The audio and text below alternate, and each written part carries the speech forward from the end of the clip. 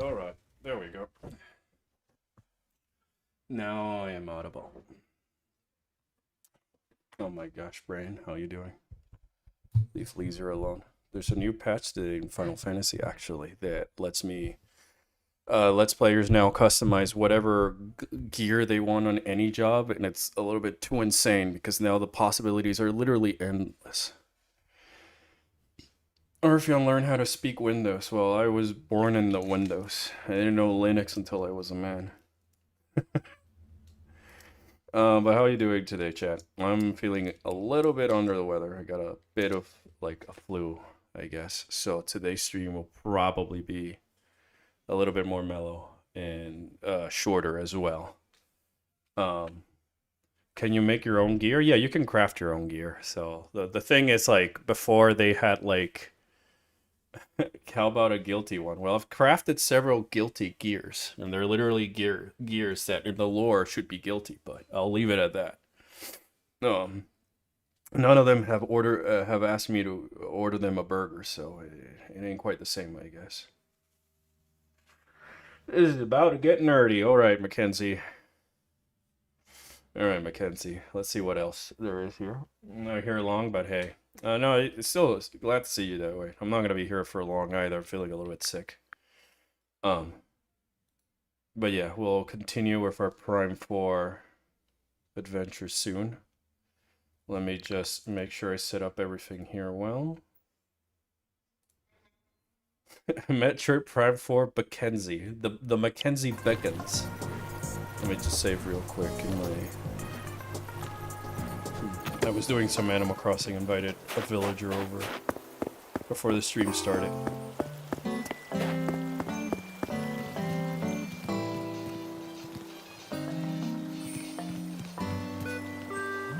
fine. I'll make my own beyond.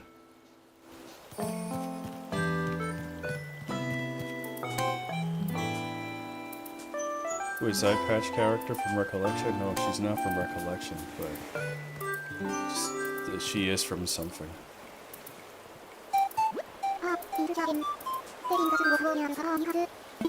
Chat, look, it's the undead condor I told you about the other day. I think she's very cute. Alright.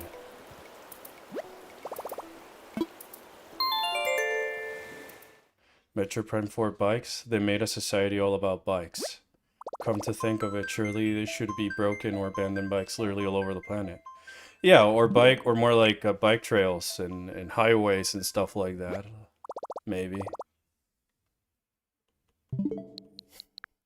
Metroid Prime 3.5 to infinity. I get it. And beyond.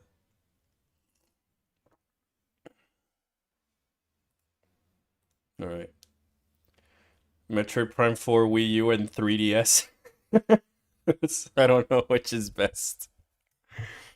Oh boy. I'm dreading. I gotta be honest. I'm kind of. Croco laughed at the dread joke because of playing Metroid. Get it, chat? I'm a bit dreading having to record the game. Not so much because of everything that's going on, but mostly because of my capture card just like still having those issues, and whether I'm streaming or not, the issues are still there, and a lot of like I cannot just easily nuke the things in this game quite like I could in the other three, so it definitely makes recording it a little bit harder when your like capture card just craps out on you. But I guess I'll find a way so I can make the videos and all that, because there are a few videos that I feel like I could do and I can do regarding the game.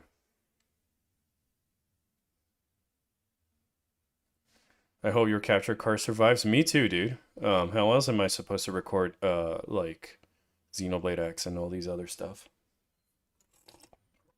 It's sad because you only have a few hours left, I guess. Yeah, I mean, it's been quite a long experience compared to the other games, I guess. Just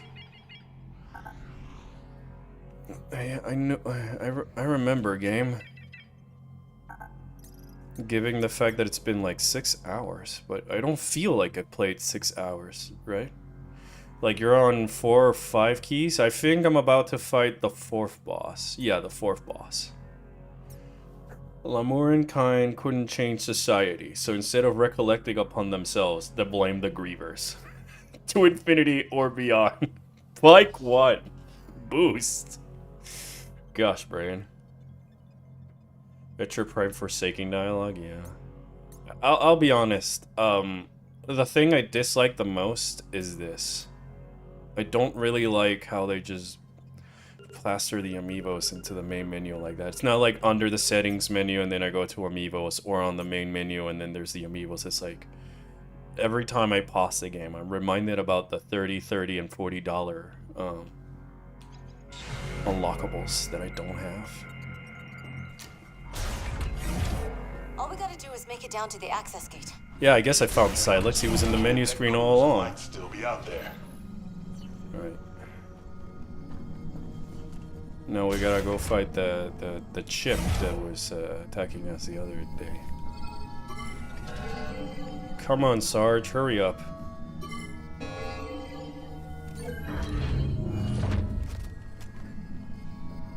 Trying to see. Here comes that cruiser again. Oh my gosh.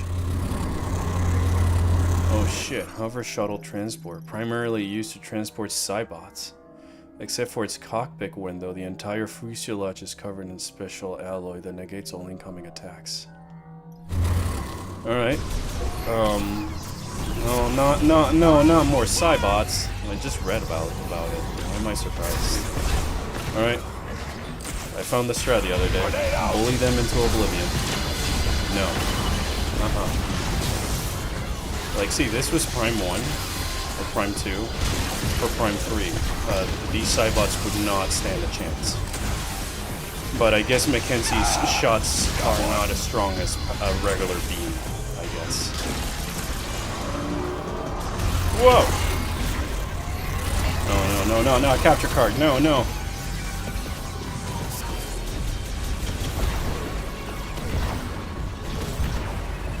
I'm also surprised that, like, I haven't gotten something like super missiles or anything along those lines. I feel like I normally have super missile by this point. Most Metroid games, unless they're like ridiculously powerful. Oh gosh! Once again, I'm fighting the capture card. Just to keep that in mind. It goes dark on me every once in a while. I just hope that this guy doesn't make me have to use the psychic beam or troll beam, I guess.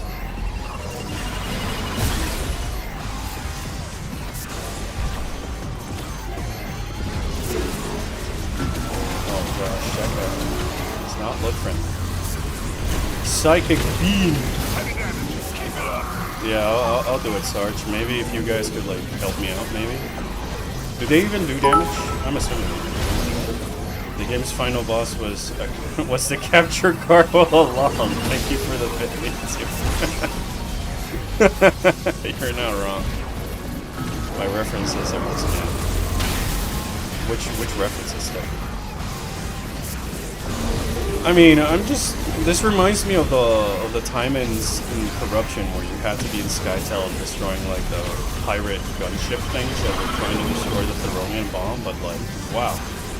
I feel like half of my shots in this game hit the target or not. Don't hit the target, no matter how much slight adjustments I do to the enemies. You know, I try to lead my shots and stuff, but it almost feels like I'm not doing enough damage or something. Is this a boss of the area? No way. Oh gosh. Come on. Hit the core.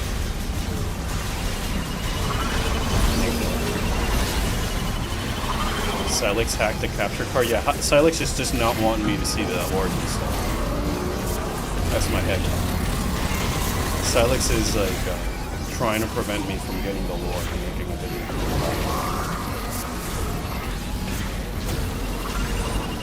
Reminds me of the fight with the fire room by Armor Core. Oh, you mean the one from Chapter 2? Gosh, don't bring up Armor Core. Would rather that's a proper Metroid game right there. It's even got Samus. Air is the same voice actor as the Samus in this case. She's also Neil Nils, Mother X. She's connected to all my brain rots, chat. I would be using songbirds right now. It's not that it's just a bunch of shots, but I feel like nothing I do really seems to be dealing effective, reliable damage. And the things in this game are just chunky and health. And my shots don't feel like they do any much more damage than my regular power. Hey, there we go. I feel like it takes longer than they need to. Almost like if it were padding. Hey, Silex? What? Hello? Alright, maybe he's close by. Cruiser's down. It really messed Everything up is a my damage droid. response in this We'll game. have to find another way inside. How did I know Silex was piloting that ship all... What? Go, kid. It's up to Samus now. This whole facility's coming down. But we can How did stay you know right that? back at the control room. Buy you some time. You know what you need to do. Go get that key. I guess I should turn on the And be subtitles. quick about it, yeah? Yeah, We won't let you down. guys, chillax. I've done this before several times. We're the good guys. Justice will prevail and all that stuff. They're pirates. How could they resist a price like that? That never would have happened if I'd been there. Then it's a shame you weren't. Where's Noxus though? Not here. Samus, we're in the control room. Wow. We'll get set up in here.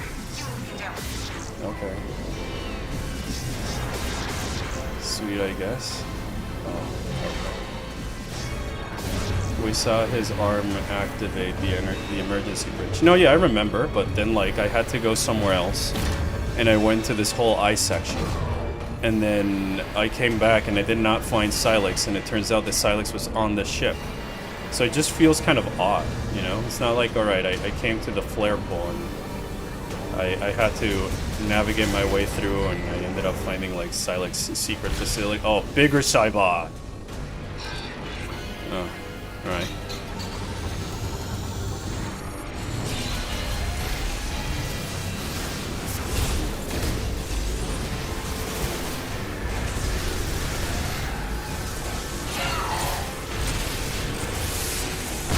Oh, but just like any other Cybot, I can bully them like that.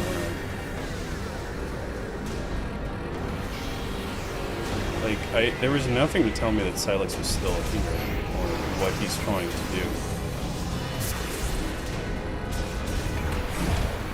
Like, or something new to fight.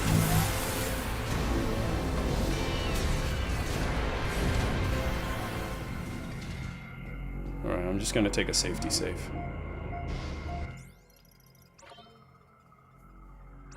Gotta fight my capture card again.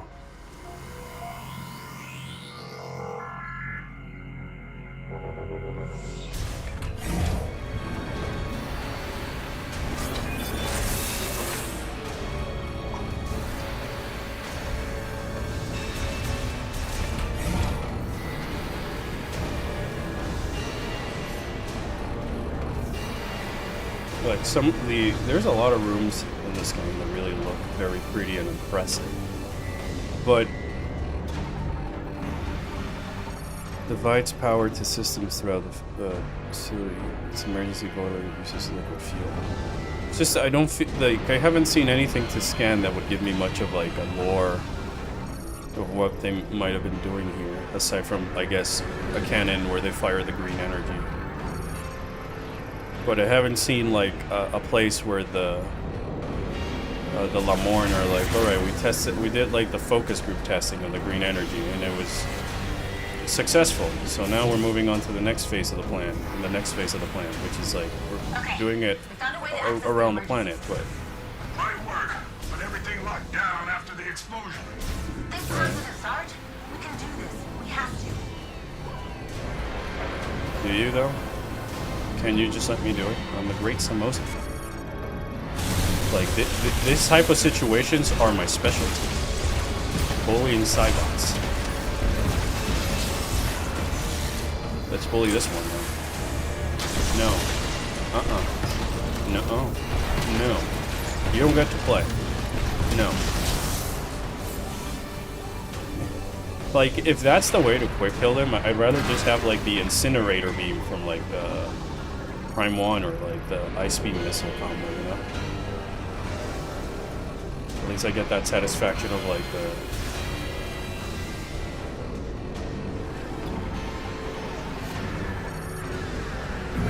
Alright. So there's no more exploration here. There was no exploration at all. Missile?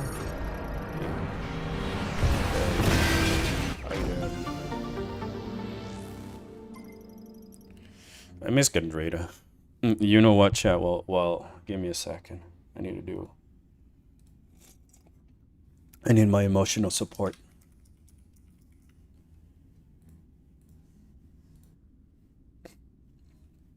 I'm apologize if I'm like sound a little bit runny and stuff like that. I'm a little bit with a flu.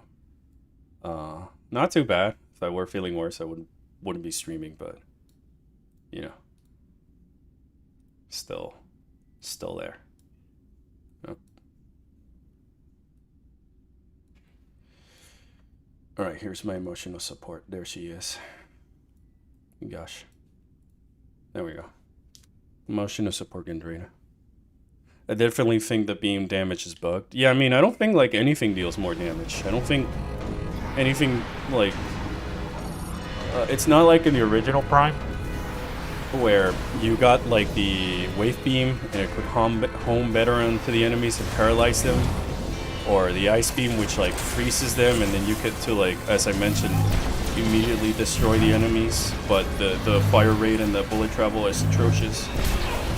Or the instant killness of the plasma beam at the end game, so that you can just fight better and stuff like that. So like, I don't feel I'm any stronger now than I was when I started playing this game. Feels like playing Corruption sometimes, but without the PED suit. I wouldn't even say it feels like playing with Corruption, because at least in Corruption, like the environments were a little bit more involved, and the dialogue wasn't as intrusive, and there was platforming, and there was a little bit of backtracking and puzzle solving, and there was some great music and great set pieces and moments. Like, I haven't really seen anything so far in this game that I would like want to go back and re-experience or relive.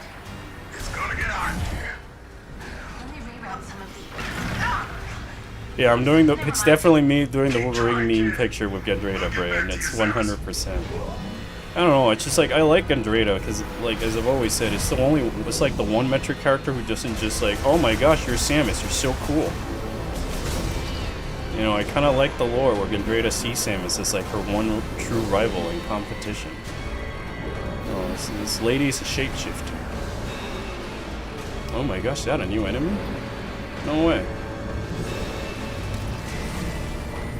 And then the sass and the sarcasm and how they were able to like transmit all of that with little lines of dialogue, and then this sort of lore behind her planet and her species, and her boss fight being like a whole Fall from Grace story.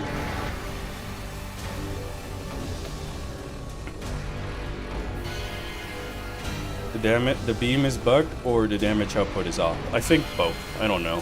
It's just like, I got the fire shot and the ice shot, and I haven't found a scenario in which they seem better than the...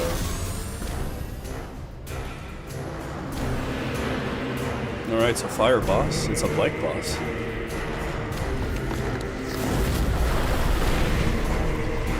Oh my gosh. Whoa. It's a big like noodle dragon. Sweet. Oh my gosh, how am I gonna fight this thing? Benoros. Orb-based life form that inhabits flare pools. Matrahda volcano. Why didn't they tell me that name before? Its skin is covered in mineral molecules, and its body is over 150 meters in length. Green energy in Virus's lava could allow it to survive indefinitely. Why? The form organic tissue has been exposed on its body surface as a result of Metroid fusion. Why? So, like, is like Phazon, I guess, green energy? Or the Metroid fusion? I'm so confused. It's like green energy and Metroid fusions, but I don't know where Silex is and what he has to do with either. It swims through and ingests lava, extracting and consuming any green energy present in a flexible organic membrane. It can grow more than 150 meters in size. Metroid fusion has resulted in some dilation of the internal membrane, exposing it on the surface in the creature's body, leaving it vulnerable to damage. Destroying pes exposet areas renders the creature immobile.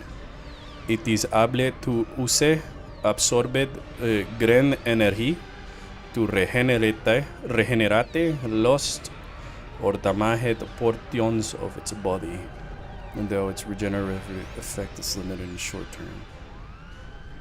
Alright, it doesn't really tell me much about the lore, but I do like the whole like, oh, this guy can grow 150 meters and like, huh. Alright. Still nothing to do with Celix. Oh, something to scan. Samus, you better hurry. This facility isn't. There's gotta be something we can do. I never know when I'm scanning, and I kind of don't like that. Ow. I forgot that there's a boss. Oh, okay, so I gotta... Okay, yeah. I've played enough video games to know what I have to do. Scan the other thing, right? This is my favorite boss, to be honest. Well, at least it's like actually using the viola, I guess, you know. It's like I was hyped to see what type of stuff they would find to incorporate the bike with the rest of this game. So I'm glad that at least one of the things is like a cool lava chasing boss type of stuff, even though I don't really feel it's quite what I would consider a Metroid boss, I guess. But I like the variety. It's at least using the bike. The Great Machine Era bike.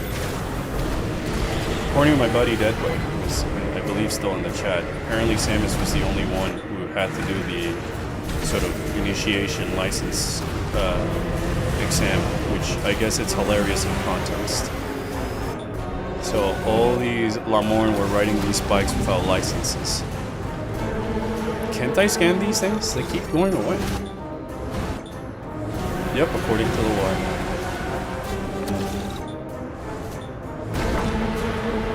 Keep scanning the thing, not the enemies.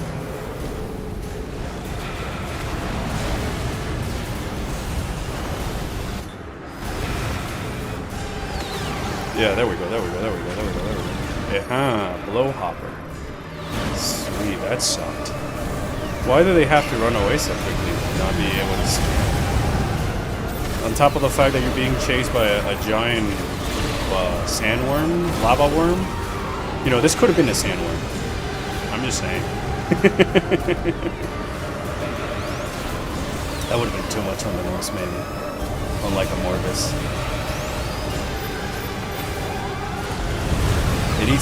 It eats the green energy, just like the sandworms generate and eat the spice, you know?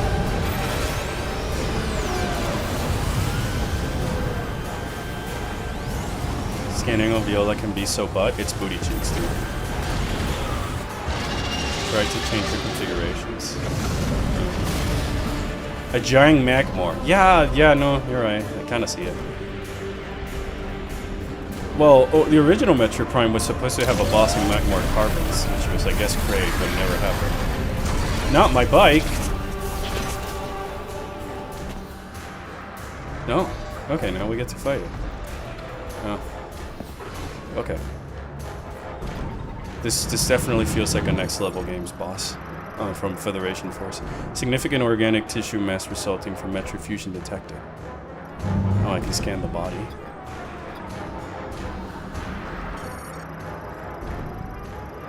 Alright. Do I gotta open those? When cannon maintenance lift descents, locked by default. Huh. I will say this game does have backtracking and puzzle solving, but the interconnected maze-like structure is sorely missing. I wouldn't really call it backtracking, because the one time in the entire game that I've had to backtrack is to Vault Forge to get the IC suit. And it was literally get on the bike, go to Tower 3, spin boost, collect the suit, and get back out. I didn't have to like traverse to a new region in Vault Forge using my new abilities to maybe find that thing. So like, it's only been that one time. And then the puzzle solving is just like placed there because it's like a quota thing.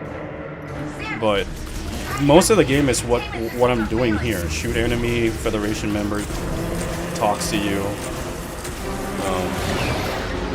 fight Cybots. Like this entire area was fight Cybots. There was no like puzzles or exploration. How do I get around like you know, phase on mines or something along those lines?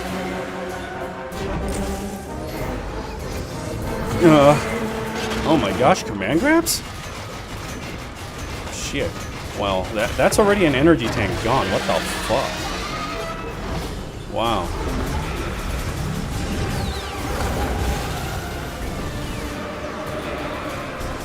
And I've only like dealt zero damage to it. I don't feel like even Echoes was like this, you know? Because in Echoes I had like ways that I could like deal massive damage because of the beam system.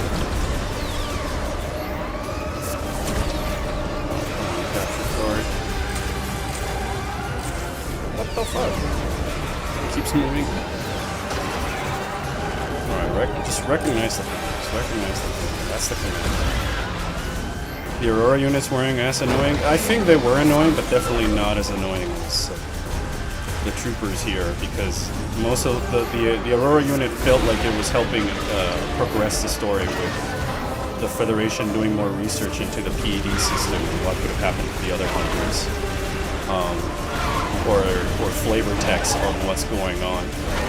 Versus here, where it's mostly the characters just saying the things that I know, and always chiming in.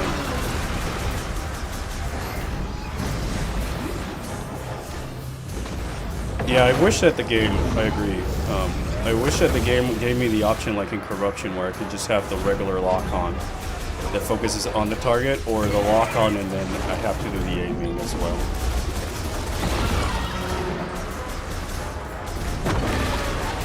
It definitely feels the most shooter out of the Metroid games. If I were to say anything, you know? Shoot the target.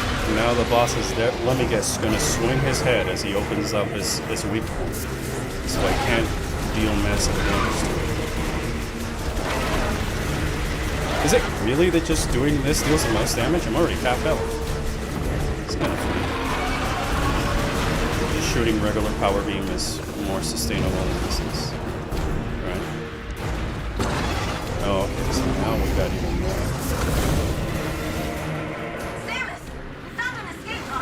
Okay. Yeah, then go and escape, man. Why are you telling me these things? Too busy here finding Fenoros. Fenoro these Metroids. Haha, got it.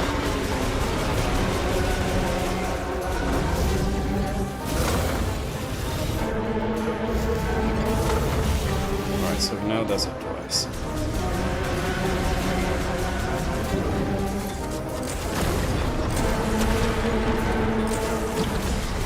Also, they give me like the small health pickups. Rarely do I see an orange health pickup, or a blue one for that matter.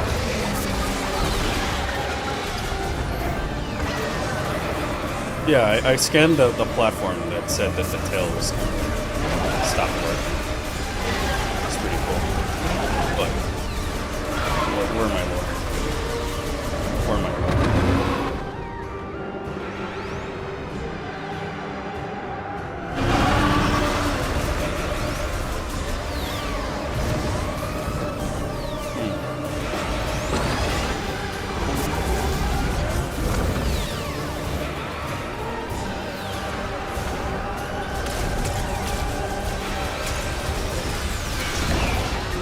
It's like, I really haven't had the need to use my new beams, aside from bullying the Cybots.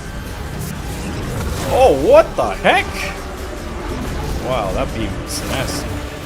Hit an entire energy tank. I don't think I even had time to, like, identify that he was doing an attack. Red energy drop. No energy drop. No energy drop. Small. I got 30 health back, even though the attack did one energy tank worth of damage, and I destroyed all 5 orcs. How is this? How is this fair?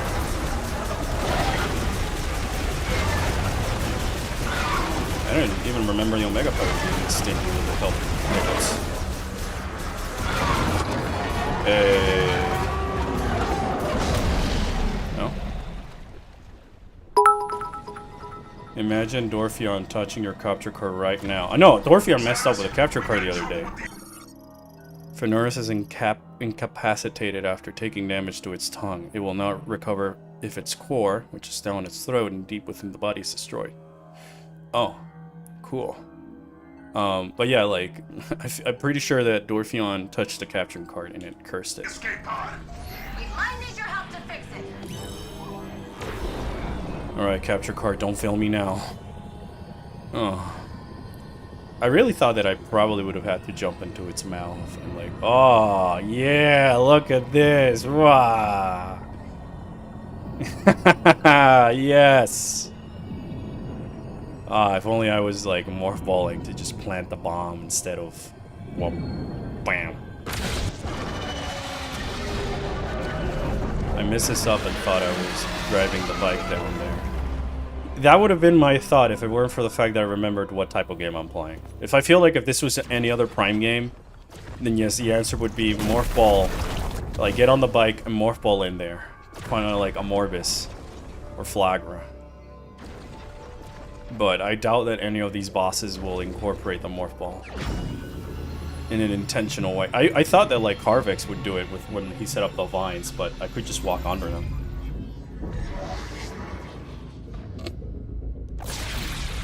I got stuck here on my playthrough because I forgot about the control beam and thought I had to get there myself. I'm kind of glad I'm not the only one who's been thinking about, like, alright, it's a Metroid game, boss open mouth, go in there as the Morph Ball and nuke it, you know? It's kind of sad that it's not the case. You didn't scan it? What do you mean? I scanned it. I scanned it. Scanned it before I even fired the thing. What are you talking about?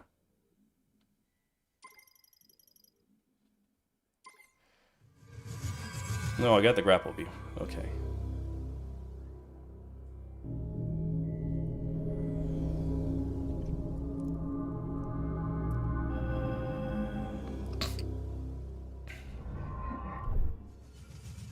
I mean, it's a Metroid Prime game. It's only the item percentage that matters.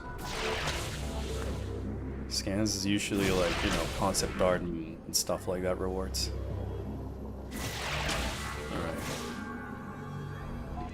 Gaslighting from the chat is real, always has been. Just like when they try to tell me stuff about my lizard.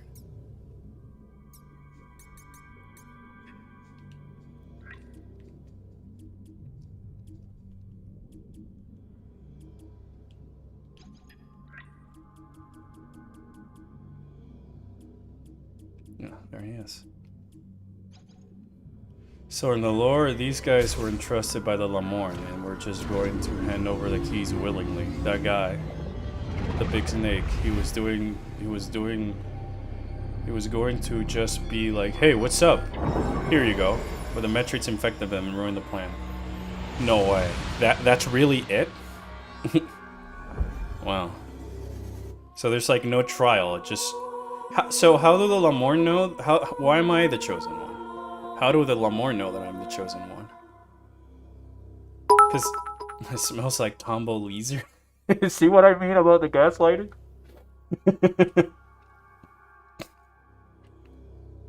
You scanned the grapple beam? No.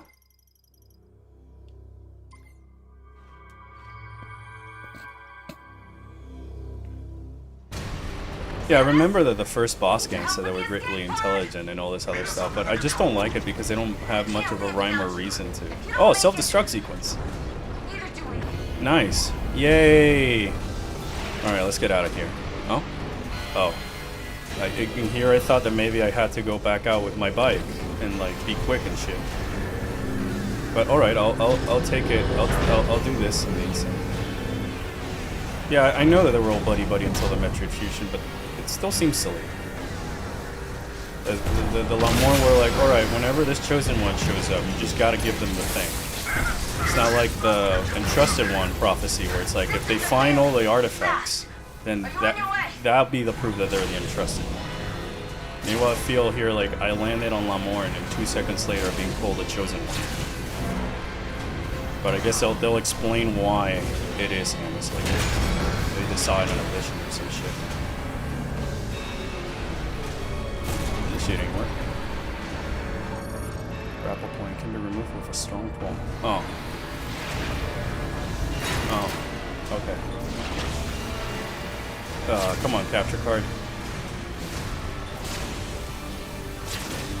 Did I make it? Okay, yeah, I did. Sarge, the console isn't responding. Maybe we should try to reboot it. I'll pry this panel off. See if I can hardwire it. I thought you guys had like a escape pod. Oh, whoop. Oh, I still made it at least. Doesn't have quite the same swing.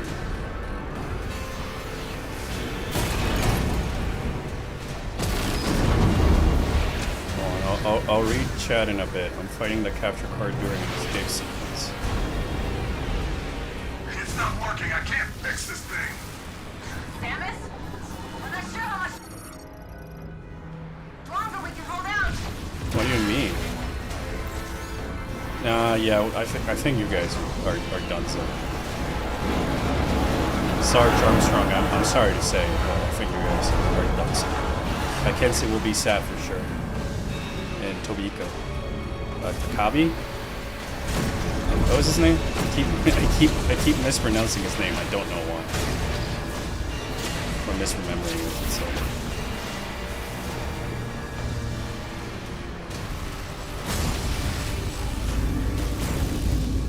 Samus! There she is! Samus! Over here! We're in the escape pod. You're in the escape pod, okay. Samus! We need your help. We can't activate the escape pod yet. Must have been damaged at some point. I thought I just needed to run away out of here, and then these guys would have already made it out with the escape pod. But no, I guess we need another cutscene. I'll stay behind. I've done this before. Understood. Lock in, Private. Yes, sir.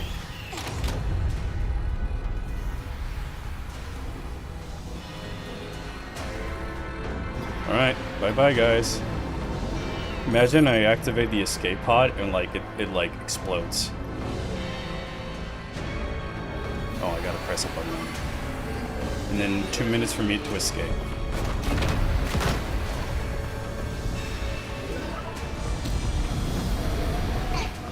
Samus? Samus! No! No! We can't just leave her! Trust that she'll make it out. This is not her first time in a self-destruct sequence. She makes it out every single time. Armstrong, biggest Samus fangirl. Also Armstrong doesn't know that this is like Samus's bread and butter.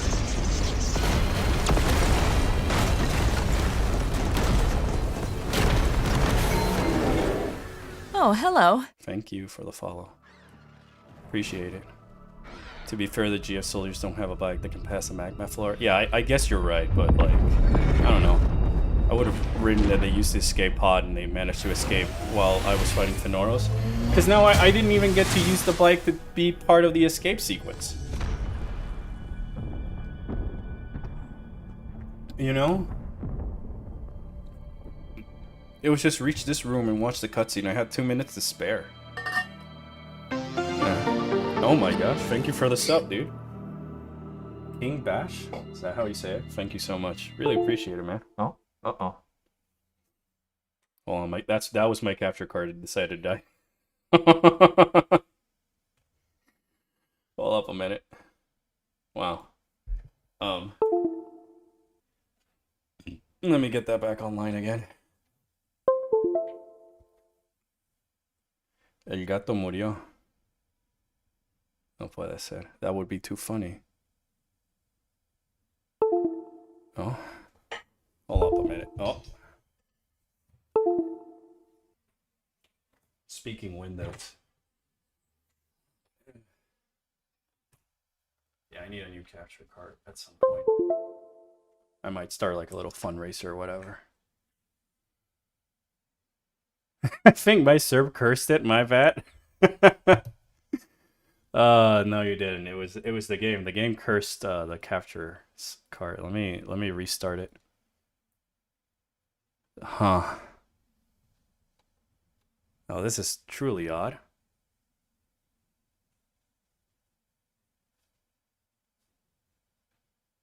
I think we're back. Yeah, we're back. All right, there we go. Sweet. At least it wasn't like during a boss fight or whatever. A bike has a limiter in the area. Oh yeah, right. But King Bash, thank you so much for the sub and the follow, dude. It really means a lot. I really appreciate it. Yeah, the capture card was just like, nope, no, El gato more like el cuito. All right, there we go. Let's get back to it. Oh no, my immersion is ruined.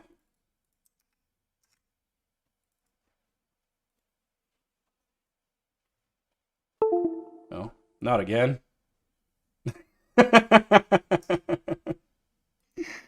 I didn't even look at it funny. Wow. Wow.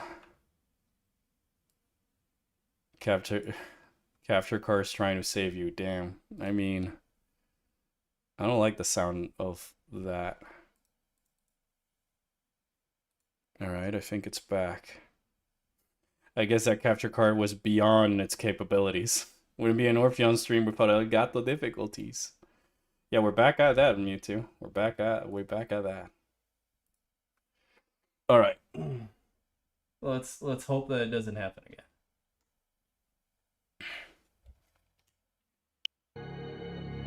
At least, you know, this game takes forever loading screens, so I didn't miss anything, I guess. It's just like, what's the point of having a self-destruct sequence in a lava section when I don't even, in a game that has a bike, and I can't use the bike? Considering the artifacts were activated by accident, is Samus really the chosen one, or was it just coincidence? Like, oh, if you're here, then you must be it.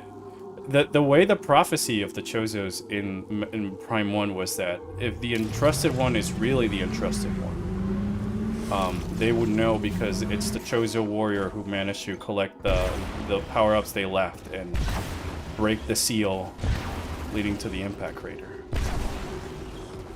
But in here, it almost seems like the moment I landed on the planet and I touched the stone, that Chatoya's ghost was like, "You are the chosen one." Orpheon memes, become my blade once more.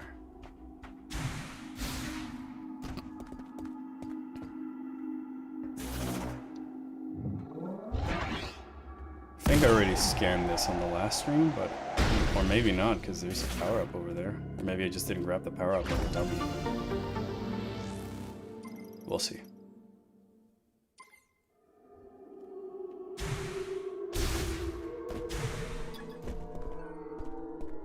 No, I already scanned it, alright. So... I guess we... I got grapple beam, so I could go to that room in Bolt Forge. Congratulations, you found another key. Only one key left. If you're wondering where to go, take a look at the map. You don't say, Mackenzie.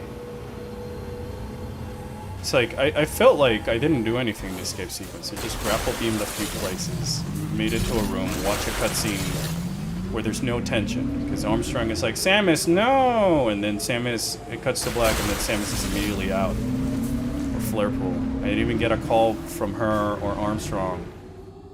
Sorry, or Duke, being like, "Oh, Samus, we made it. We're safe, thank you." Like, and, you know? Like, what? Nothing happened. There was an escape sequence because it's a Metroid game and we needed the escape sequence as a quota to sell it as a Metroid game. Just like putting random power-ups for you to collect.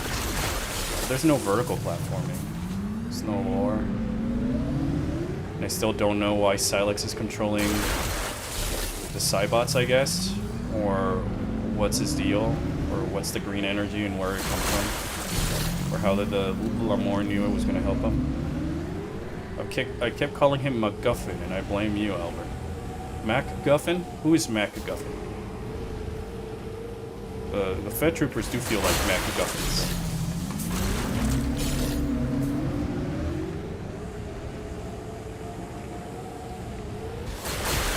So, okay, that way, I don't know if you're still in the chat, but... This force field that Lamorne puts around Chrono Tower.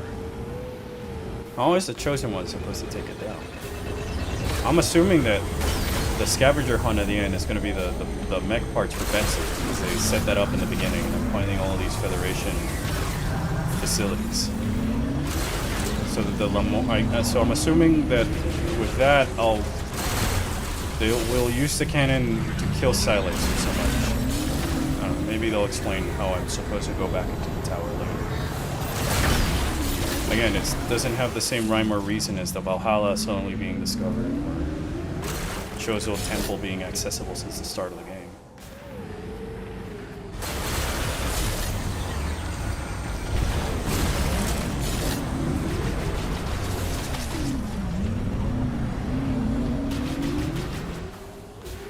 Little by little, I feel like this game is more like Halo 4. No, this game is not that. It's definitely that.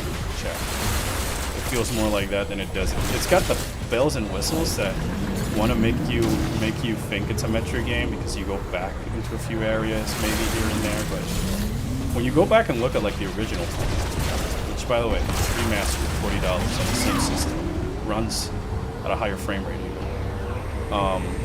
Unless you're playing the Switch 2 version of Prime 4, I guess. But I'm not. You go into the Frigate Orpheon, and from the first couple of rooms, they're already, like, the scans, even though they don't go into the locker. They're already dropping names and hints about what the story is going to be about. Like, you already learn about a radioactive substance that was being moved, and that it's called Phazon or whatever thing is called Phazon. And that the pirates in this facility were doing experiments on those tiny little parasites that you see in the beginning of the game, and they mutated to these giant things through radiation. So you have enough context clues to kind of put together that something terrible is going on, because these are space pirates, and they all got like oblibubused, destroyed by this whatever thing. So, and then I'm seeing all these Federation troopers and how they fanboy about Samus. So it feels like an MCU movie. So like I feel like the more I play this game, there's more questions than answers. And not in the good way where like, oh, there's more layers to the plot and I don't know what.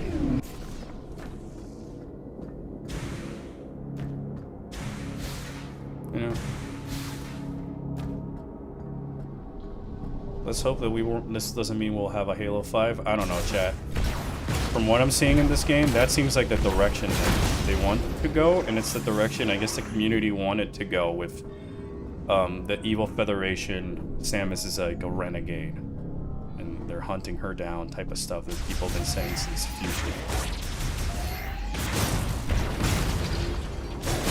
But I certainly feel like I've been shooting action-packed scenarios more than like exploration or platforming.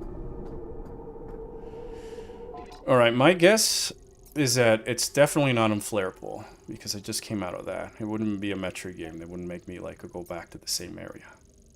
I doubt it's anything in Fury Green, because I don't see anything else that I can do use the grapple beam on Fury Green.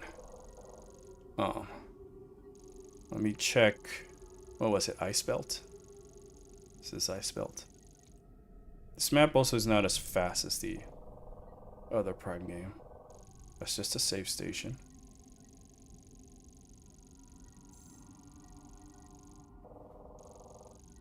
Well, there are those rooms, but there's the Thunder, so I cannot go there. And I don't remember anything with a grapple beam anywhere in here. Okay. I do remember that one room in Vault Forge at the very, very bottom of the tower. That. Whichever tower it was. Yeah, there. The floor was electrical and stuff. Now that I have the grapple beam. Where's Anthony when you need him? I miss Anthony, Maurice, and KG, and even that shit-eating grin of James. Because I felt like I got a little bit more personality out of some of these guys than these troopers. Because I got Mackenzie, who's just like, you know, your usual engineer dork. I kind of like him. I miss my husband Ahmad. And then you have Sarge, who's, I guess, Tokavi, who's just the Mandalorian at home. Or so it seems to be the impression based on how he talks and his creed with Solon. Then there's Sarge, who's just like your gruff soldier dude. Doesn't quite give me anything to go by. And Armstrong is just a fangirl rookie.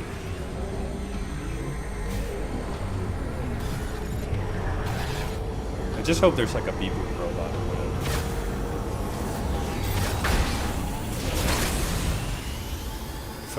14 update up here. The first thing I'm doing, MSQ? Nah, it's crafting time, baby! Yeah, it's time to craft. What do you mean crafting time? First thing I'm doing crafting? Nah, I'm doing glamour. I'm going into my glamour dresser and spending the first 3 hours just trying to see whatever the fuck new lamps I can do now that it unlocked. Anything works on anything.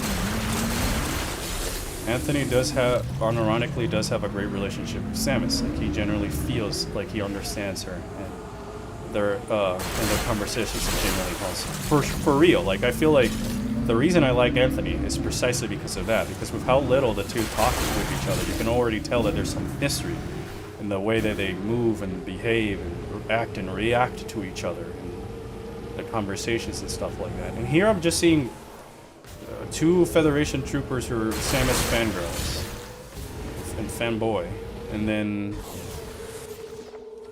another sort of bounty hunter who's not nearly as interesting or depthful as the other guys. Like, aside from the fact that he's got like a little belief in the Metroid game. They're not like even like silly art type tropes, and it's like played for tongue-in-cheek laughs. And with how stiff Samus is in this game, which I don't know why they reverted back to like stiff Samus when I feel like Echoes and Corruption did such a great way at like giving her some form of visual language, body language and stuff like that. That in the one game where she's got other characters, she doesn't really use any of it. So like, and I do like the fact that they're trying to dehumanize her maybe, because then you have all the Federation troopers, so it makes Samus more of this imposing figure. But they don't even lean on that side, because all the Federations just talk and touch and hug Samus like it was like nothing.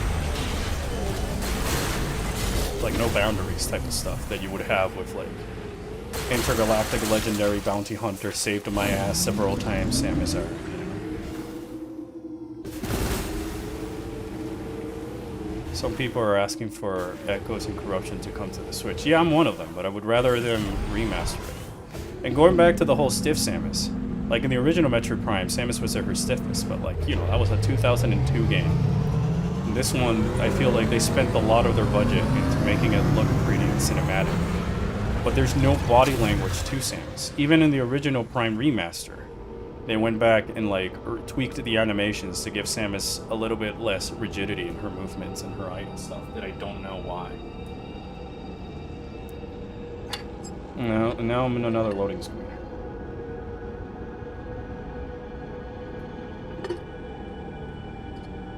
Like, I don't know. I feel like maybe, I hope that maybe the fact that this game has all these, like, whatever the story in Samus is will make people appreciate at least Other M for trying to give us something, while also being transparent at it being a different game. Because none of this feels Metroid Prime.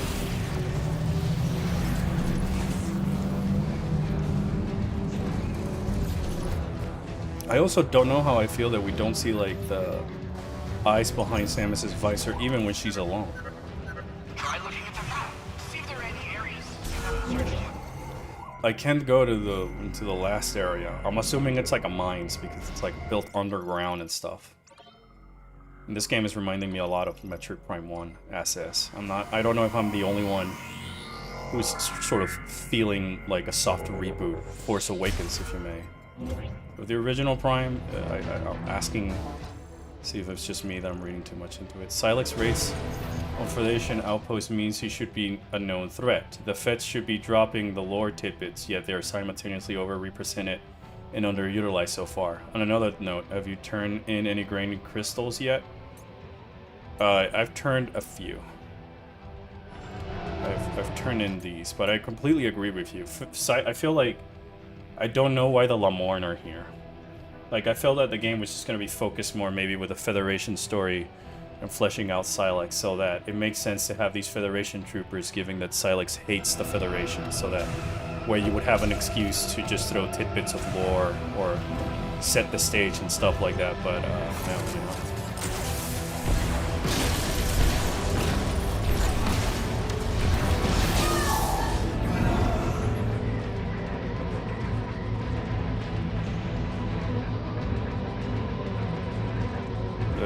I forgot that I'm in Elevator Forge. This room has 3 elevators and 3 rooms. 1, got the best song in the game, in my opinion. I didn't really like Flarepool's theme. I thought Fury Green's theme was okay. Certainly no Talent Overworld or Torvus. But yeah, I feel like I'm getting, whenever I play this, I feel like I'm getting a reboot of Metroid Prime. We got the Plasma and Ice Beam. Now we're getting, I guess, at some point, the Thunder Beam. So it's kind of like the Wave Beam, where we're collecting them in the opposite order. It's a game where an ancient alien civilization got fucked up by some colored substance, green energy phazon, that would force mutations on the wildlife. There's a research facility in the ice region, a great temple in the forest region, sort of energy production center in the lava region. It plays the original Metroid Prime music, and when you get the whole bike thing.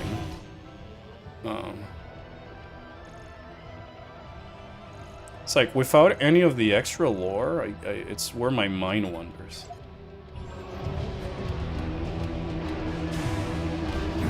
I knew more about the Phazon by this point without entering Phazon mines than I know about the green energy. And part of that is because when I went to the Phendrana Space Pirate facility, they were doing more experiments there, kind of like the Lamorne were doing it in Icebelt. But the scans there, even the minor ones, gave you more hints and clues at what are the pirates planning and what are like the next stages. Like, it made sense that they had like a plan.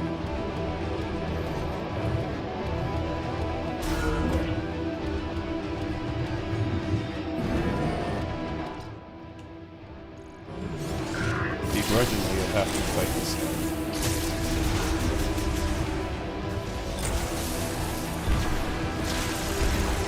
Oh, why does that one shatter? Did you read about the entry about Carvex in the Lamorne room? I think so. I'm not quite sure, but I think I did it.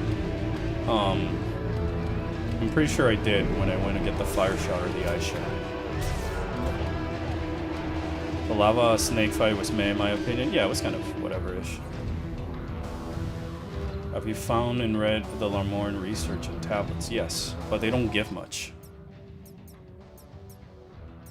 They give like surface level stuff compared to what the other lores were giving. I just know that there was something terrible going on, and the reveal that, as I had suspected, the Grievers are just Lamorne, and that they fucked up their research facility. But then they also talk about like firing up to the environment and all this other stuff, but there's no signs or research that like, yeah, this could work at blah blah blah.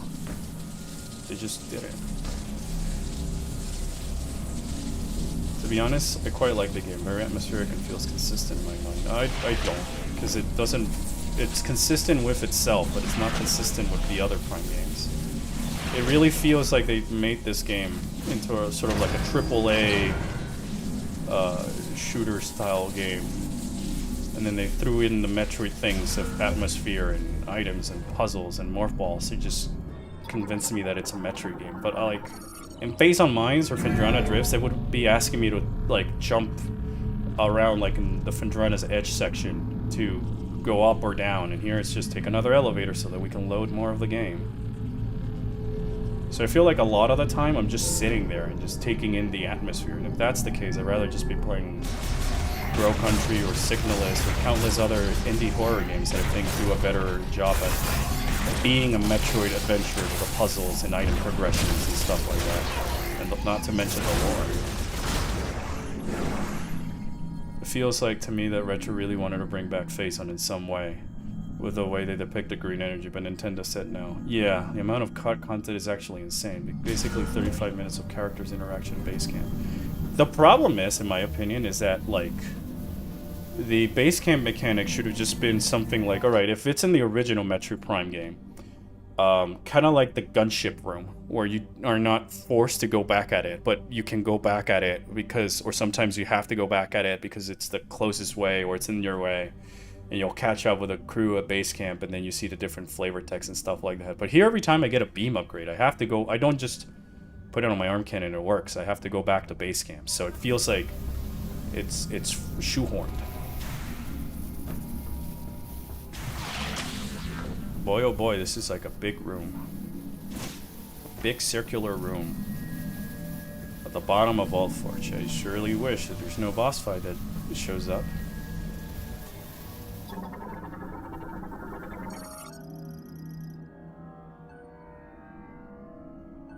Seguru? What is Seguru?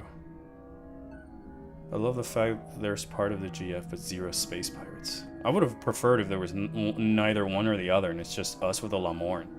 Or us with Silex and the Lamorne. Some of them fleshes out the characters, others had insanely well manga references. Why was that cut?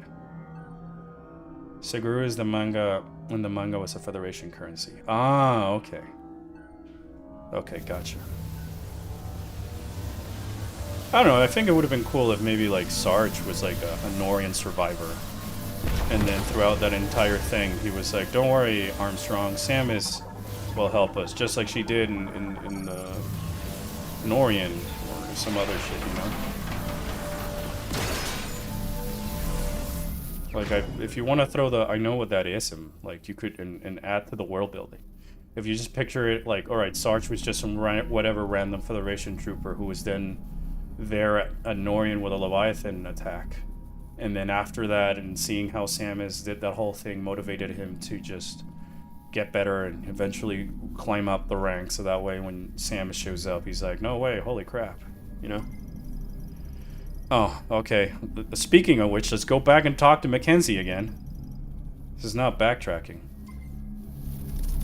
It's cool they threw in Norian Fury. Oh my gosh, that's a thing. Oh, Silux! Ah!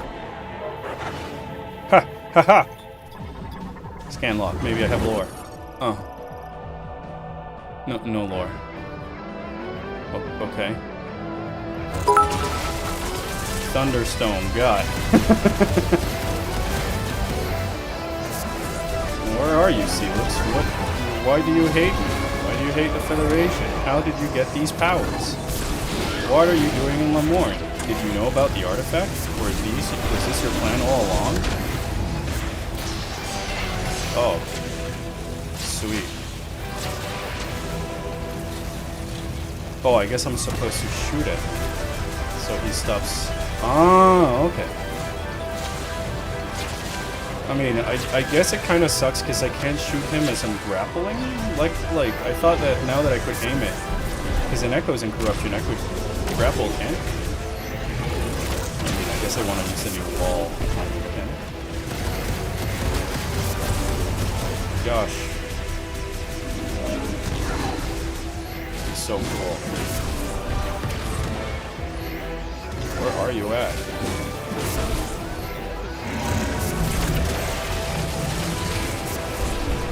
Why is your shock coil attacks green all of a sudden?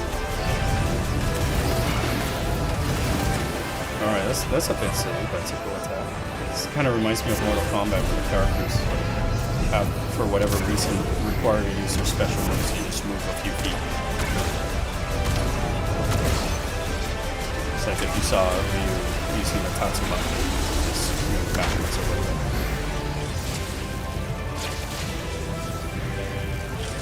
Alright.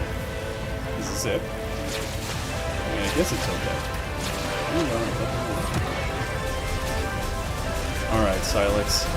I just don't like that it showed up out of nowhere. There was no triumphant build-up or spooky build-up, like the pirate, like Dark Samus showing up in Echoes.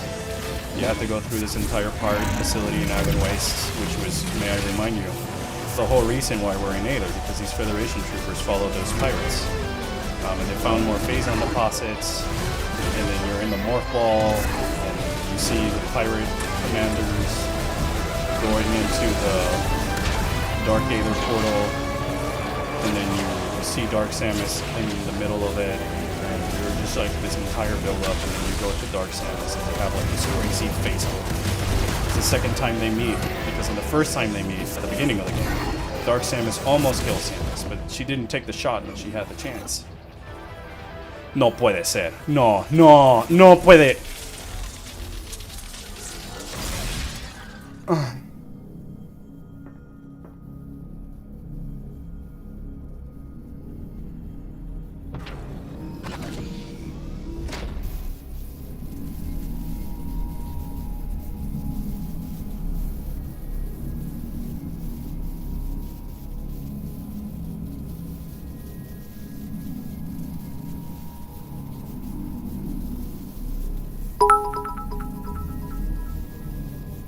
Oh, the game and Silex overshadow the commentary. Thanks for letting me know.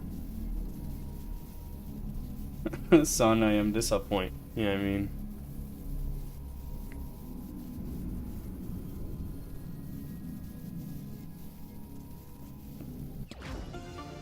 Chad, I don't know. Like, when Dark Samus showed up in Echoes, the game does this fantastic way at establishing her as a threat with how they first encounter each other at the beginning of the game, mid confusion of these dead troopers resurrecting and all this other stuff after Samus has to jump into a hole. No, mind you. And then later on, you build the game, and Dark Samus is just sitting in the back of your mind until she shows up again in the Agon Wastes, and then they have these cool like close-ups at each other because they both know what they are about, and shit like that. And it's the tension rises before Dark Samus shoots at Samus because Samus waits for the enemy to shoot her first, right? And then you fight them, and it's got this crazy Dark Samus boss fight music with the electric guitar. And Dark Samus uses her abilities to destroy the environment around you to just demonstrate how powerful she is with a phazon and how she runs away from your visor.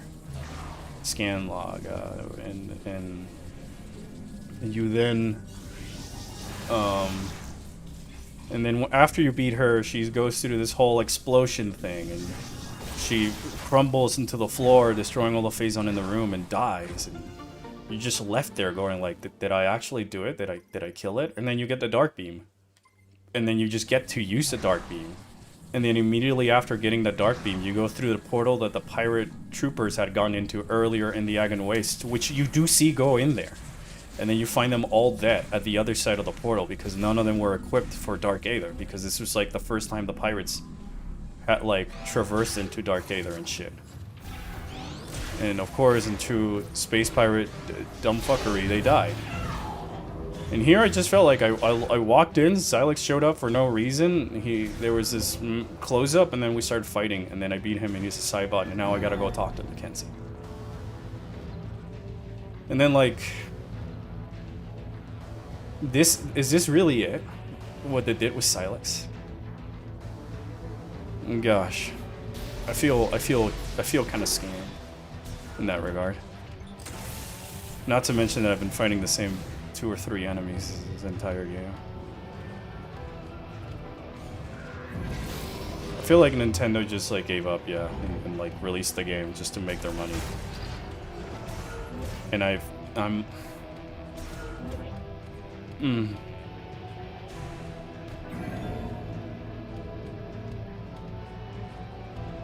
like, all he does is sprinkle a few Metroids on the main bosses. Does he, though? Because, like, nothing confirms that. And just because he had them in the beginning and stuff like that, like, I was expecting that it to be a bigger conspiracy before the game came out, based on what we had. Like, Silex knew about the artifact, and he was trying to use it to, like, warp back in time, and he found himself coming into the Lamorne time earlier and introduced this Metroid thing, which is the green energy, and the Lamorne just did not know better. And like, Silex is using this to just mutate the planet so he can have an army with the teleporter that he can just like, an army of mutated creatures he can just start unleashing in the cosmos through the whatever teleporter that the Lamorne built in the artifact. And that way he can start conquering the galaxy. And then the B side, it's Samus trying to help the Lamorne by not only stopping Silex, but also helping them with carrying their legacy onto the new world and stuff like that with the fruit, you know? And that, similar to how in Echoes we were visiting different time worlds, because of the way Tanabe sentenced the whole I wanted to go to different time periods, I thought that maybe like Soul Valley and all of these areas would be small, but they're bigger because you just hop into the portal and now you're back in the past or in the future or some other shit. And that way you can stop like how Silex is meddling with the present. I don't know, man. Like, I had so many ideas of where they could go with the story. Not needing Lamorne or anything, just with Silex being a villain and having Metroids on his side. Have you beat the game yet? No. This is literally the playthrough. Which, by the way, all of this is going to the VOD channel after a while, Orpheon Station. I also have their... I'll take the opportunity since I'm just watching a loading screen again, and I have to watch another loading screen to get to Mackenzie. If you want to see those, there's Orpheon Station. That's usually like where I put VODs for some of the streams in there. So... You know what's sad? What's actually sad? The most important part of the lore of this game is not in the game. Instead, Nintendo released vital lore via Nintendo Today, which makes the story better. Can somebody just link me that stuff? Because I don't want to download an app to read the lore that should have been in my $60 purchased game. Why do I need to go to the Nintendo dedicated app to read about the lore of the game when all of the other Metroid Prime games felt like a great Metroid game and then a book on top of it with the lore? Honestly, I wouldn't be fond of Nintendo using time travel as a plot device yet again, even though admittedly would have made the story better than what we got. I mean, I feel like there's ways that you can implement it. I concur with like another time travel story, but Metroid really hasn't had one at that point, and I think like you can definitely take a different angle than like what Zelda has done and stuff like that, especially given that Metroid focuses, or well, Metroid Prime games and stuff tend to focus on fleshing out the lore. You found new Lamont tech in Vault Forge. Come on back to base camp so I can take a look. No fucking shit, Mackenzie. It's literally explaining why Silex Metroids are different. Did you guys saw that? Did the game just sort of like froze and I'm not tweaking, aren't I? Please tell me I'm not tweaking.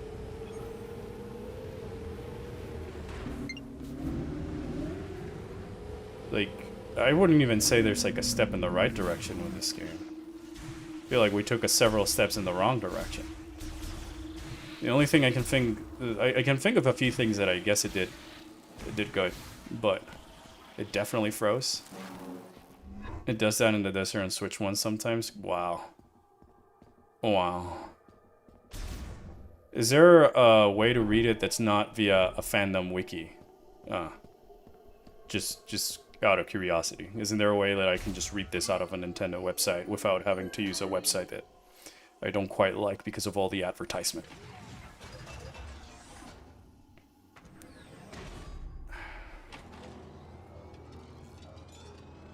Isn't it like on Shinesparkers or Metroid Database? I'll go visit while we are in the loading screen. Metroid Database. Let's give my friends a good old shout out.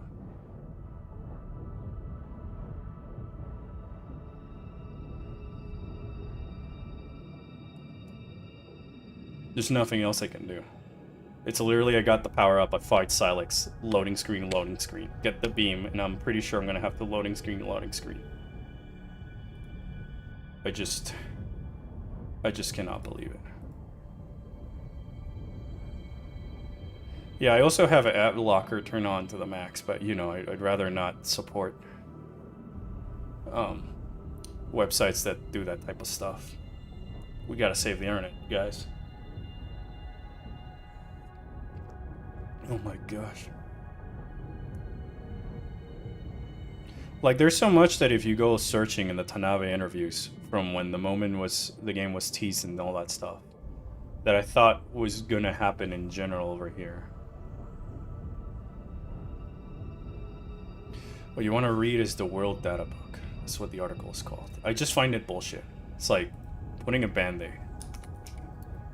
It's like Destiny, the bullshit they did for Destiny, you know?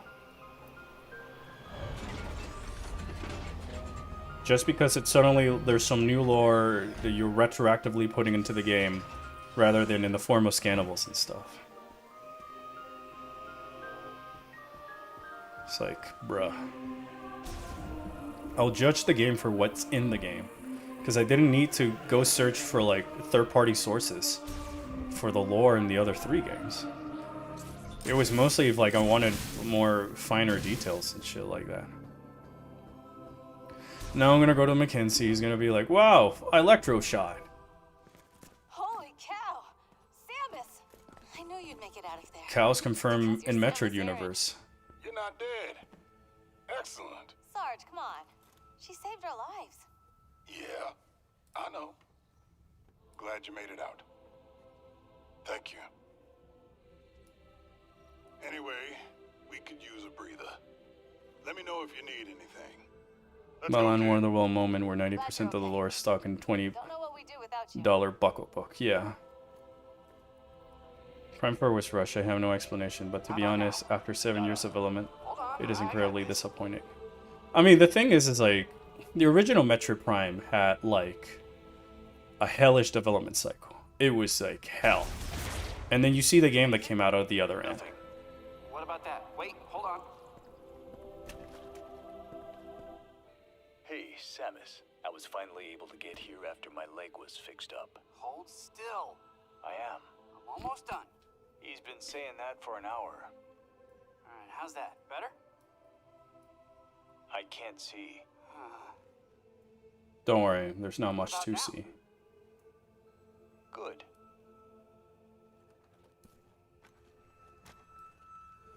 Welcome back, Samus. You found a new chip, right? Let me Yes. see it.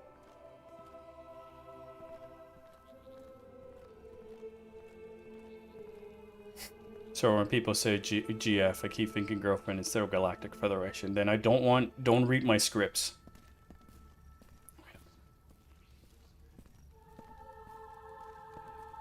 Chat. All right, hold on. I found something worth. Bananas in Metroid.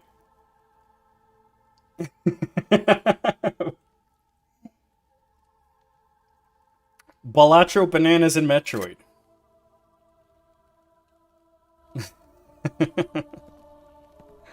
That's kind of cute.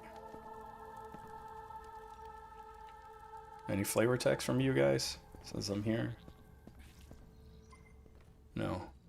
Mackenzie told me we can get home by using a teleporter. Wild. How does he know? How does he know that we can do that? Whoa, what is that? Is that like what the beam? Oh, Let me see what you brought me. alright. This also looks like a circuit with a chip inside.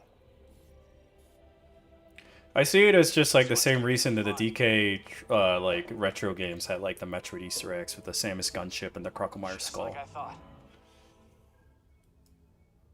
With a few tweaks, you'll be able to use a new shot.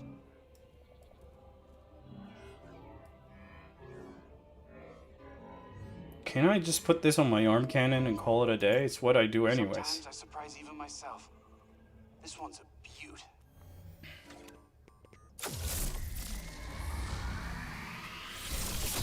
Wave beam. Sorry, thunder shot. Alright. I guess a lot more internet is still running. Well, perhaps, yeah.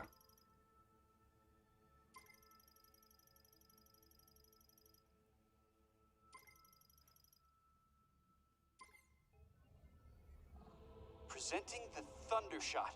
Electric shock is effective against mechanical enemies. And I think you'll be able to provide electricity to devices. What do you think? No crap. I was able to do that in the original Metroid Prime without anybody telling me.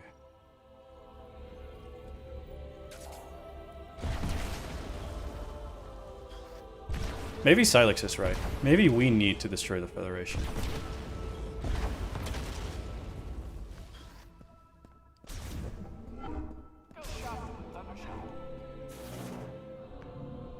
Where's our gunship? With all the cool new guns? What do you mean cool new guns? It had the same things from Corruption. Nothing of it was cool aside from a little bit of a different color pattern.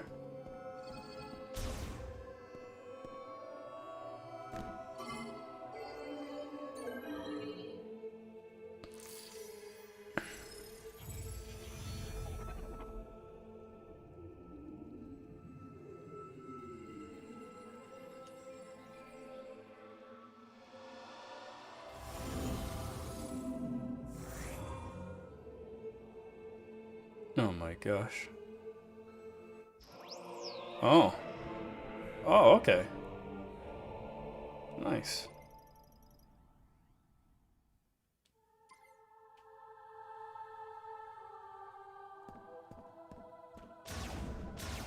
I want to double make sure if I scan the thing from Carvex. 'Cause I'm pretty sure I did.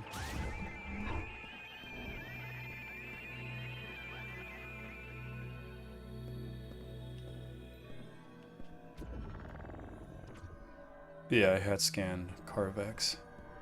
So I'm assuming this is Zelios. Whatever the spinning boss was.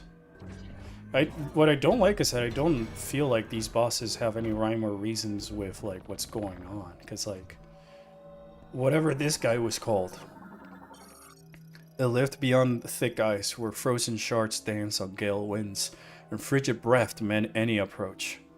And its mind was intolerance, living isolated and intemperate like an aloof warrior.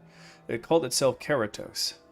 His nature was that of violence, and that at the peak of his fury, Keratos was known to throw his giant body at any who might stoke his rage, or spin so quickly that icy pillars will form. It was through communication with Therash that a warmth took root on his heart.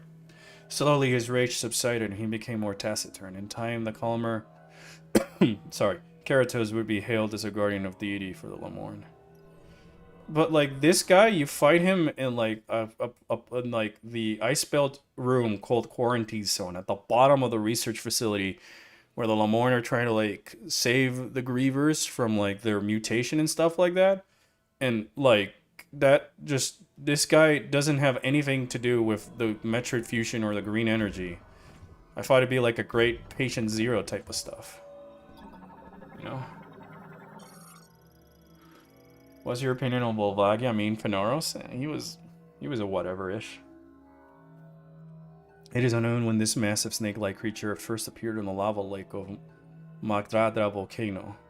What is known is that it is intelligent, capable even of complex thoughts, and calls itself Fenoros. Fenoros draws his strength from the consumption of the lake's lava. I thought it was the green energy.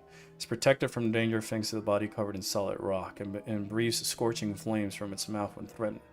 Fortunately, Fenoros and the Lamorn have held a strong friendship for a long time, and it was the friendship that led Fenoros allowing construction of the facility at the Crater Lake. So how come this green energy like wiped out the Lamorn, but not these guys? Not all Lamorn controlled power from within. Oh, hello. In a place, oh, thanks for the follow, Ghosty.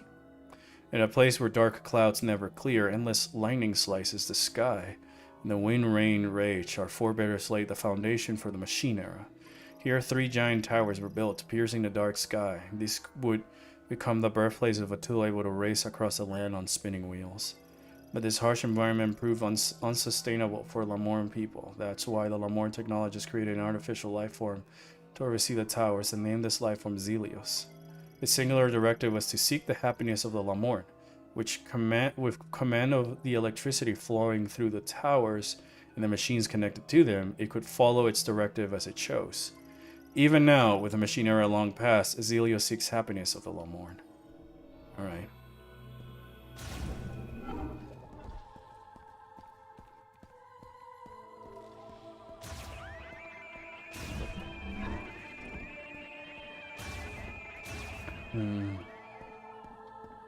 Yeah, it said it agreed energy to keep itself alive for eternity. There's green phase on? Yeah, this just feels like a cheaped out baby version of the original Metroid Prime. With no platforming, no lore, and no exploration. It feels more like Metroid Prime try to be Batman Arkham meets Halo than Metroid Prime.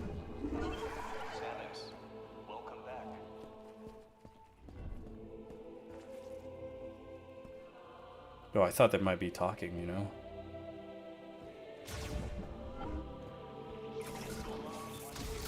Thank you, Mandalorian.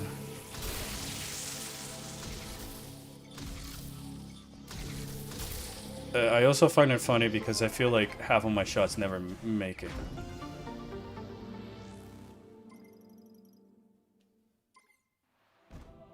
Oh.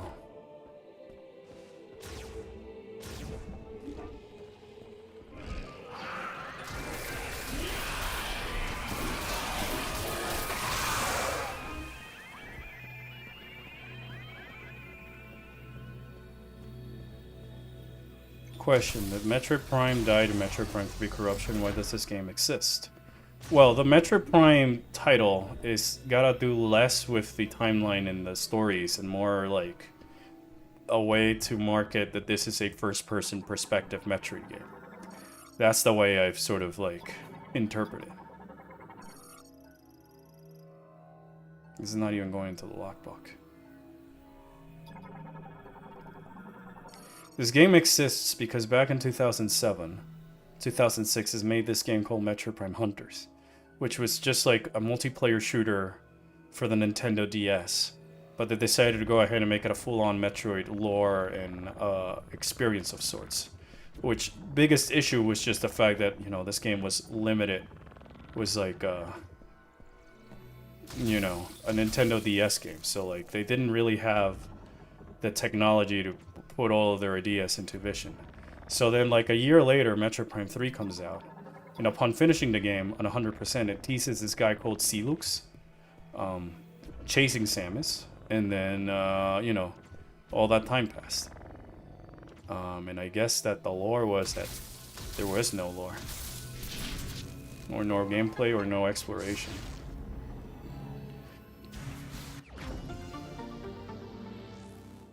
There's no like moment in Chozo Ruins when you first arrive there, and the room in the main Great Hall has like 5 doors that you could go into, and what have you.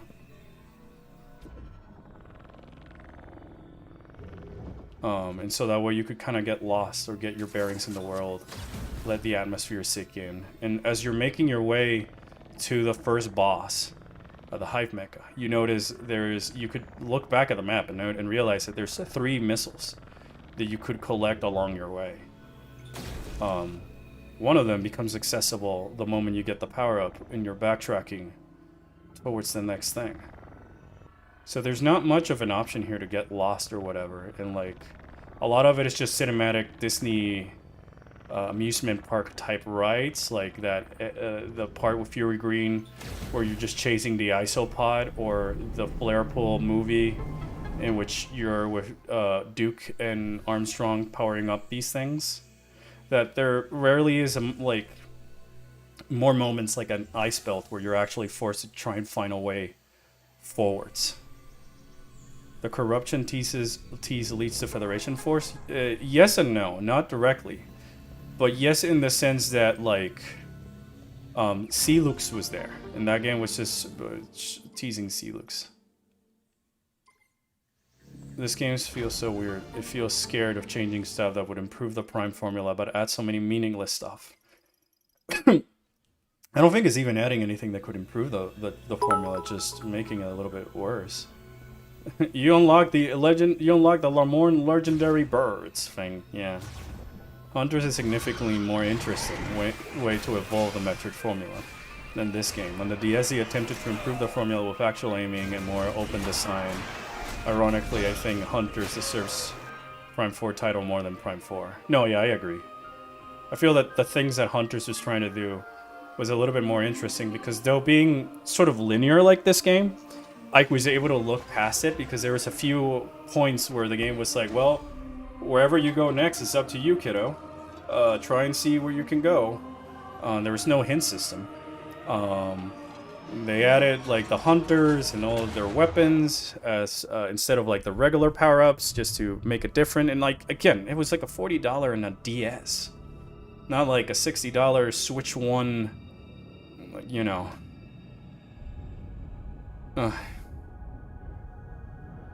Like, I know the game development is getting more and more expensive, but all I was asking is something along the lines of like the 2002 Metroid Prime game, with in terms of like, all right, platforming and things hidden in the world because I had to pay close attention to it, and while backtracking, there's multiple ways to reach the maps because the areas are sort of interconnected, not only in terms of the map, but also in terms of their themes and how they're playing to a bigger point in the story. In the case of Metroid Prime 1, it's just like all the secrets behind what the phazon is until you reach the mines. And then you have the lore with the Chozo, the lore of the space pirates mixed with the lore of the actual planet. and like your power-ups were used to get other power-ups. I did not have to go back to my gunship when I got the plasma beam just so I could use the plasma beam. You know? I'm not walking around in a barren desert so that Mackenzie can call me and tell me that I should probably go to Icebelt because that has a door I haven't opened with the electrical shot. Unless it's in Flare Pool. Like, I haven't had a reason to backtrack to Fury Green that's not go see Mackenzie, give him the chip, and then he gives me the beam. It's not like, well, I backtracked to Fury Green in the same way I backtracked to Talon Overworld and I found the down frigate, and it comes with its own music and its own areas and its own lore.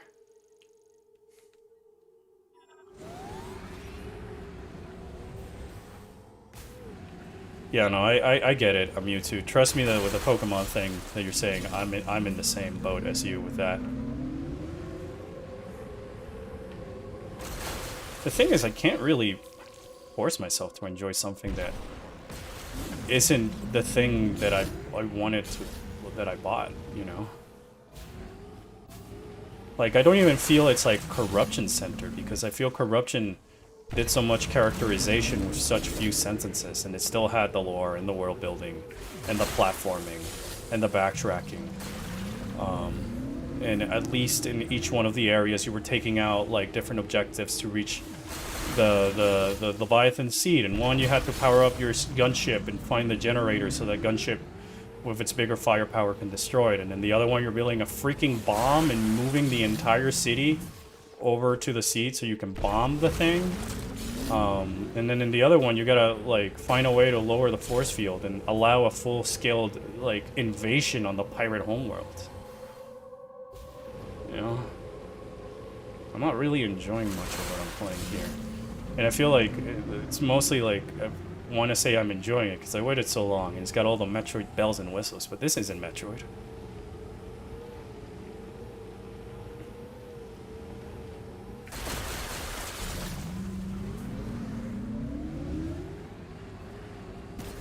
Have a right to do some of the non-Metroid things because it wanted an explosive ending to the Phazon story. Yeah, but even then, it's still like the lore is still building more to the cosmic horror that is Phazon, you know? And adding more layers to it with the corruption and how it's affecting different people and how its influence consume all of the space pirates to basically launch this full-scale invasion across the planet, to across the galaxy, so that Phazon could like assimilate all life around it. So I feel like there was a bigger stake in that game that you could feel in a natural build-up from what the other two stories were doing.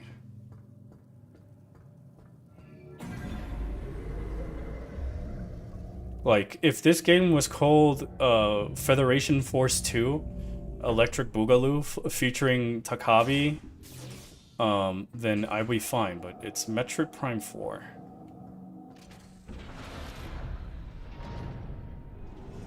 I've been spending more time in the stream chat talking to you guys than playing the game.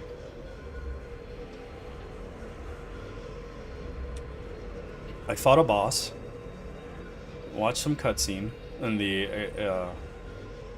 after the fact with the escape pod.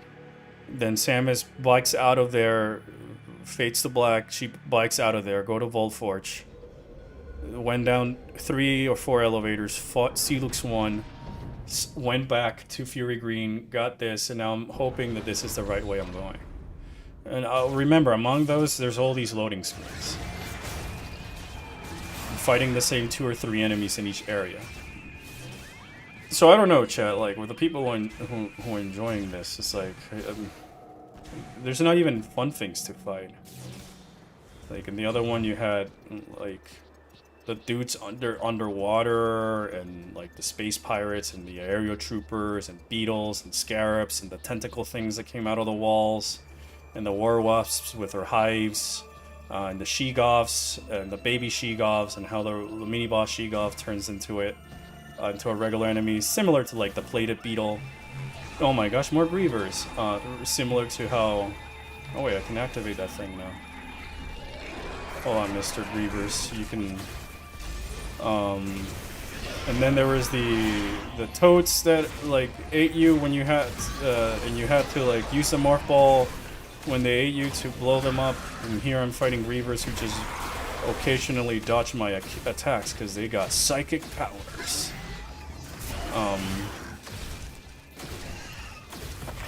I also remember fighting the little ice guys and Phendrana Drifts, the Chozo Ghosts, the Lumigex, the Phazon Mines, the Glider guys that you have to grapple beam, Sonic Shriek Bats, Shadow Troopers, Elite Pirates.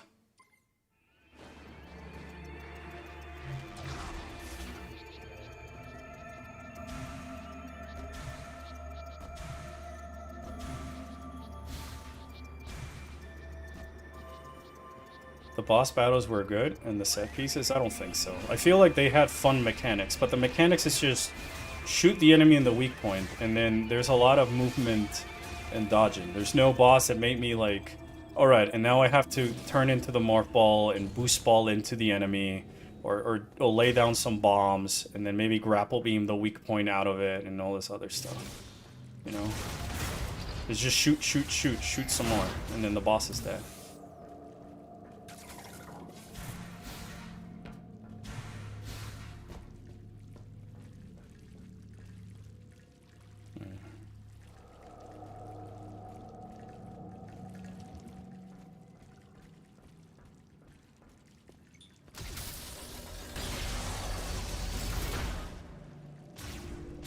Sound salty? I'm not salty. I'm just disappointed. It's all. What is it? Why do I have to be salty? Towards what? I was hyping up this game. I was expecting a Metroid Prime experience, and what I get is something pretending to be Metroid Prime that did not see full development and has a lot of padding, with a bunch of loading screens and walking back to Mackenzie's and stuff like that, and not much lore. By the way, first playthrough 100% or not? I mean, I was gonna do 100% just so I could see like the true ending, and that way I can like, you know, think my thoughts and play with you guys, see how the item collecting fares compared to the other games. Especially given that it's only like 100% items. Well, I'm assuming it's only 100% items because of the way these Prime games have always been like more of the 100%. Rather than like the scans, which is just for more artwork and stuff like that.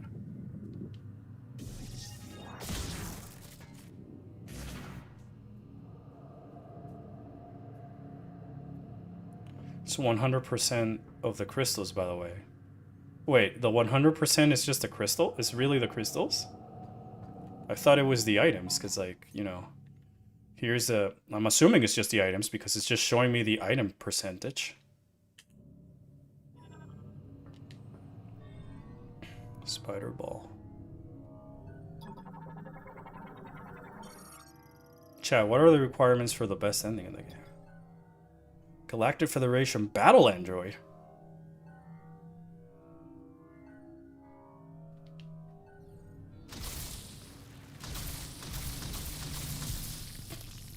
%100% items and scans? No way. No way. Gosh, what is this game? Scanning for hostiles. It's padding. Or Silex a Mew of you. And there's where the scum makes itself known. The Emu. 995, Galactic Federation Golem Pilot. Oh, I love his voice. I got a little robot friend. I'm receiving signals from the Federation base. Perhaps we are out of range. I will accompany you. Okay, why couldn't it just be this robot? Why do I need the other Federation guys? BUP 995, Galactic Federation Golem Pilot. Reporting for duty. If you would like me to clear the way, please scan the obstacle. If you would like me to clear Oh my gosh. Please stand the obstacle. I've only met him and I really like him. He's so chunky, his voice is very chunky. This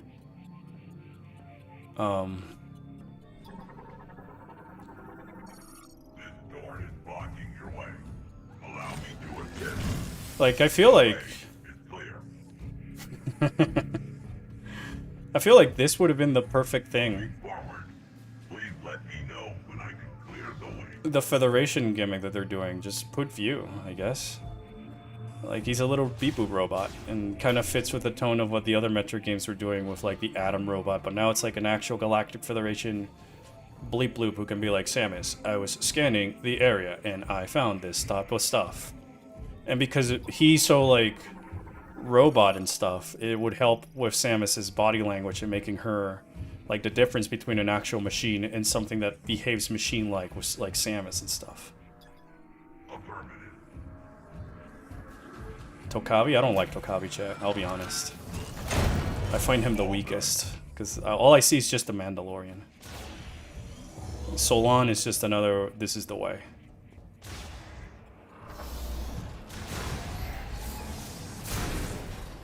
Or so I think, you know.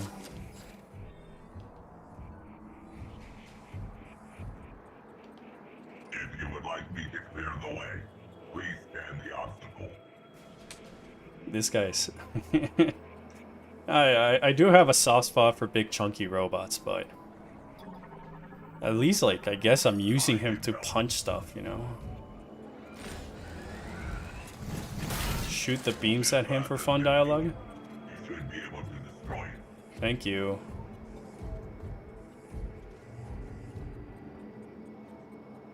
Terror burning.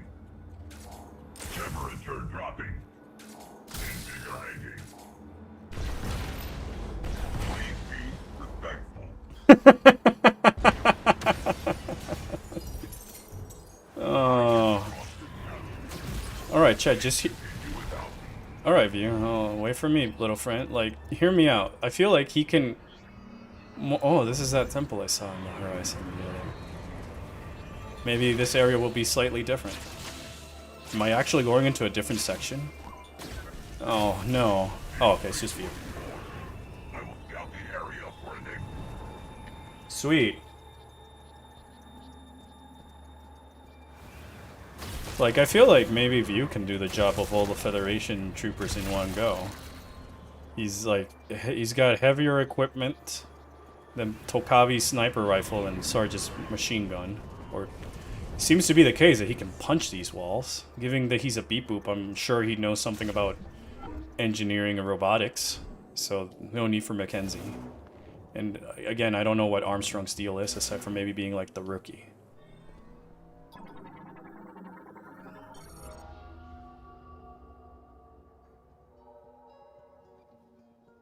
Shadi Haram Hinara Tanagesh Osamate Fantalit Sagashaden Din Sakula Gamad Kielakastin Aram Fishana Akazan Karan Tek Tunakel Salesh Sake Lamor Jataneth Dangeti Salesh Etelam Marinat Gadlata Lamor Kasaladich Tunakel Salesh Pasakarich Sostelanak Tingashunath Malda Tekanich Zanslenen Sostelanaka Din Libasil Musanich Kitanajin Malda Tekindam Geti Selesh Zanslenen Chatsaga Bashalan Delantico Salate Virus Klashanich Din Salam Zahel Aegis Tangalatin Sasek, Jakham Galet, Hamas Lamor, Nalda Tekanich Geti. Kaladich.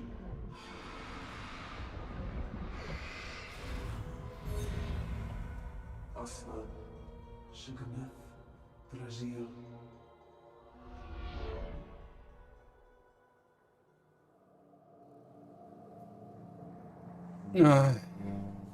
Alright.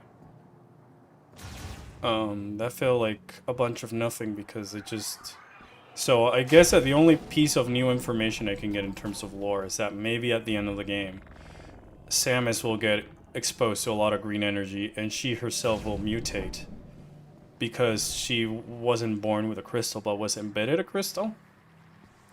I still don't know why how the Lamorne knew that the green energy would have been beneficial for their plans to the point that they just made it rain across the planet.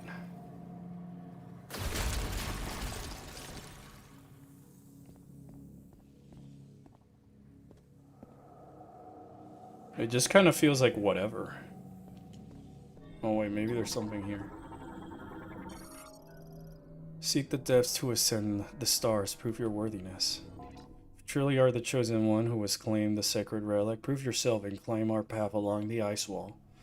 Only the one with the strength to crawl from the bottom of the earth and reach the top will earn our faith.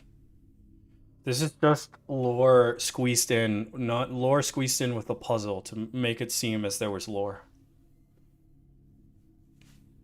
Like, where's the tests? How did you know that this would be beneficial to you? The space pirates knew that Phazon would be beneficial for them because they were doing all these tests before they started doing before they decided to move ahead and do Project Helix.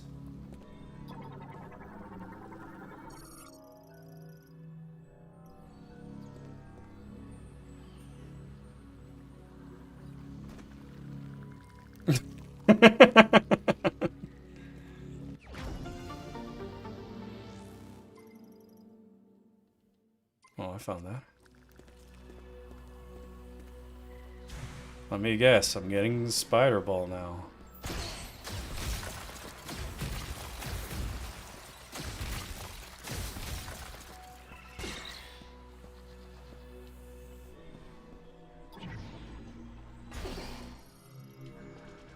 Because green is a creative color? No, green is not a creative color.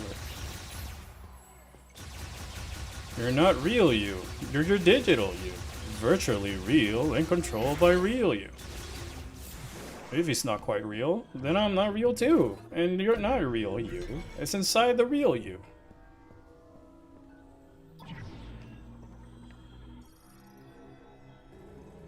In the Metroid subreddit, it was shown that scanning in this game is twice as slow as the original game. Everything in this game feels twice or 3 times slower than the original game. And in my eyes, it feels almost like if it were done on purpose to just pad out the hours. Because I look at the playtime, and it says that like I'm close to like the 10 or I don't know how many, maybe 6 hour mark. By that time in Corruption, I felt like I was already at like the pirate homeworld, and I had done all of this other stuff. It makes me just want to go play Xenoblade X, if I'm not lying. Like, if you want more Metroid lore, get Psychic Spider Ball.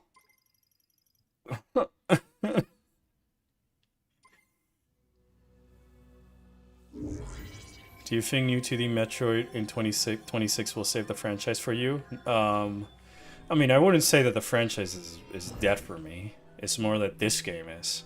Like, if I were honest, it's gonna be a little bit harder for me to do videos on this game because there's not much to talk about this game, and compared to Echoes or Corruption or even Dread. So it's not so much about saving or not saving, it's more so the fact that, like, I hope that the next Prime, like, the next Metroid game, especially if it's Prime, needs to, like, convince me now. No more blind faith. All that goodwill. You know. You know what I just noticed? I think you get most of the power-ups doing simple puzzles. Yeah, I do get something from the bosses, but it doesn't tend to be, like, something too crazy. There's not mini-bosses like in Echoes. You know?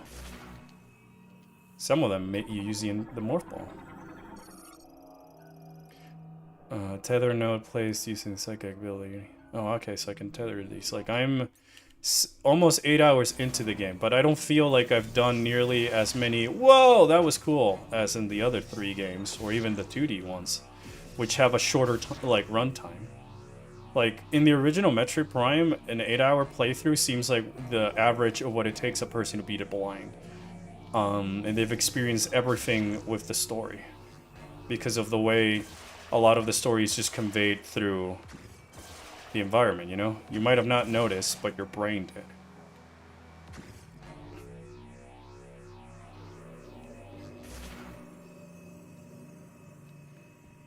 After Federation Force and Prime Force clear, Tanabe doesn't understand its fan base. I don't think that Tanabe understands how to make what made these games magical. This is definitely not. This feels like closer to a Federation Force type of experience than a Metroid Prime type of experience. I haven't had to platform in a single room to get across.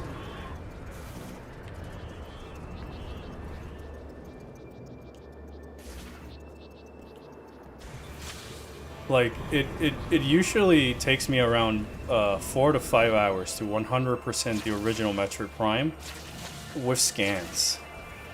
And I feel that, as I've said, in those 4 to 5 hours, I've experienced way more content that I have in this, where it's always Grievers, Cybots, and the spinning dice.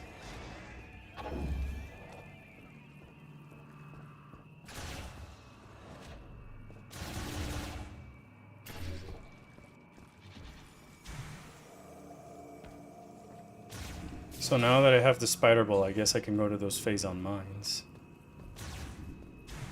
Well, I'm assuming they're like Phazon mines, given how this game, and like I said in my shower thoughts, I felt it as though it's just retreading the original Metroid Prime, or like soft rebooting it.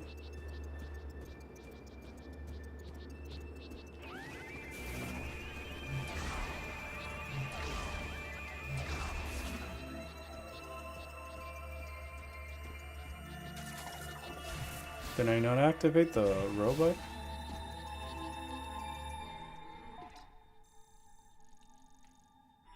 Could have sworn that there was like a robot here that I could activate with the beam. Oh, maybe he's over there.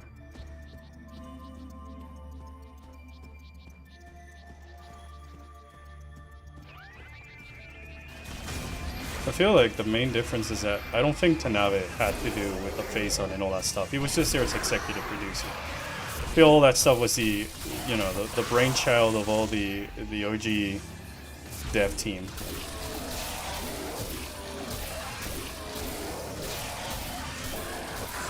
These beams suck.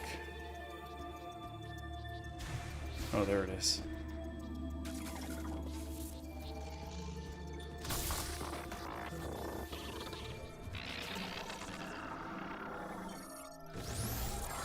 You can check the locks and realize that there are no space pirates. I don't need to check the locks to realize that there's no space pirates. I'm 8 hours into this game. And there's no space pirates, nor Silex, no Lamorne lore. Aside from, we built bikes, we fucked ourselves with the green energy. Please plant fruit on other planet. Psychic abilities.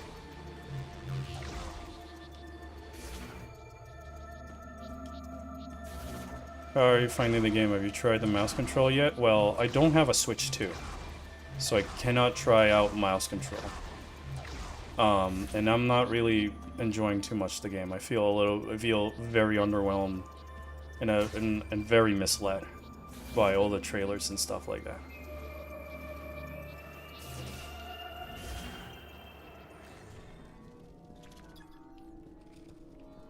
I feel like I'm playing a AAA game that's just trying to disguise itself more as a Metroid Prime game than the magic of what the other games introduced with like their worlds and their lores and their platforming and all that marrying together to one another to tell a story.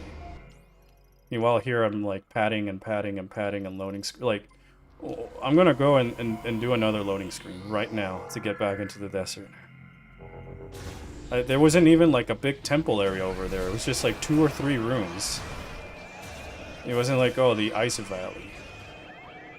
I feel like I saw more stuff in the Choso temple leading to Shigoth, with the Choso statue of the guy who was holding the plane of the universe between its hands.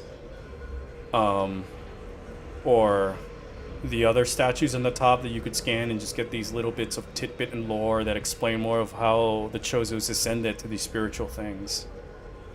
So these maps are not really connected with one another. Like, you don't see Voltforge creating stasis pods to bring into Ice Belt to continue with the experiments, or energy from Lava Forge, Flare Pool. Sorry. And a lot of it just feels like retreads of the original Metroid Prime. 13 Lamorne priests instead of 14 Chozo artifacts.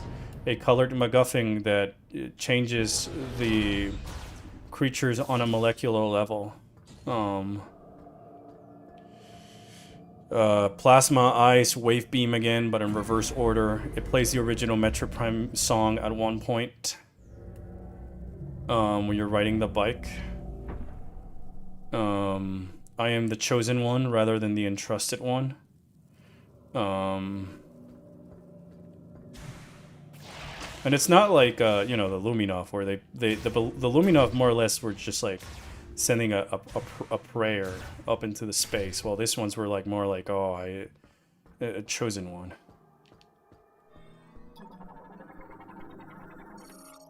Oh, it's a mech part.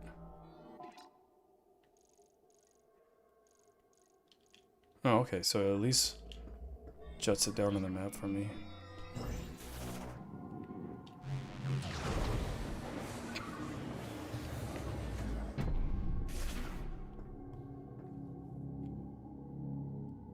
"2025 is cursed for Metroid. Both decade-long awaited Metroid projects X Fusion and Prime 4 turn out to be fairly mid."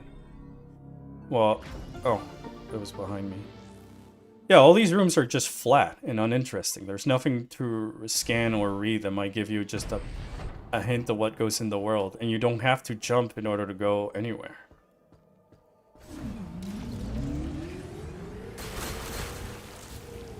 Now we're back on the bike.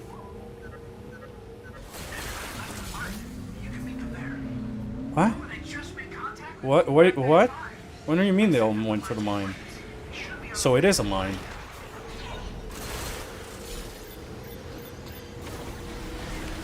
So yeah, I guess we got Phendrana Drifts, Talonal World, Magmar Carvins, and Phazon Mines at home. Voltforge at least is unique. And theming and content, so there it is. Can't believe I'm going. The final area is a reboot of just Metroid Prime, a soft reboot, so that we can make our own different trilogy, the Silex trilogy. Boy, oh boy, if that's the thing, I think I'm gonna hop off the train, Chief.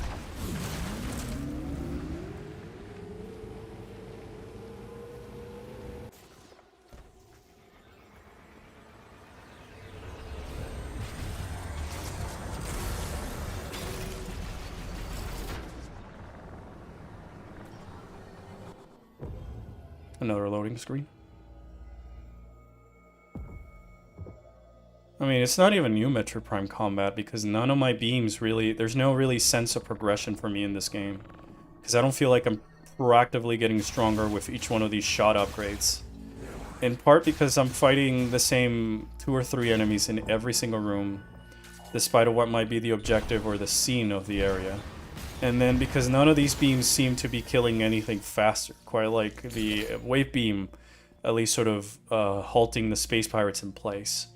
Or the ice beam, which makes up for its atrocious slow bullets and firing rate for like being able to freeze the enemies and shatter them with a missile combo. Or just the plasma beam at the end that just, like, you know, incinerates enemies. So I feel like back to the Prime 3 progression, where like I felt like the plasma beam and the nova beam did really not much anything. No, I just have to scan this. I just find it hard as like a player, a Metroid fan, to recommend this over remaster.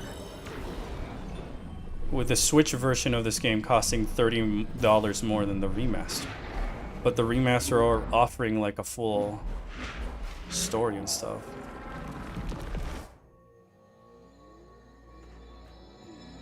All that for like a loading screen. Oh, hello. Thank you for the follow, Basley.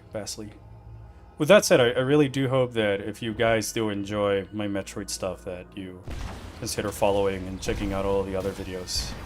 I really do love these games a little bit too much. And they hold, the original Prime trilogy holds like a very special place in my heart. So like, I do plan on playing the other games and all this other stuff. It's kind of neat how the main boss does charge after some multi-shots like in Prime Hunters. I guess so. I have seen so many this is my first Metroid posts. Yeah, that's what makes me like sad and worried, is that this formula becomes the norm moving forward, because I just don't think it's Metroid.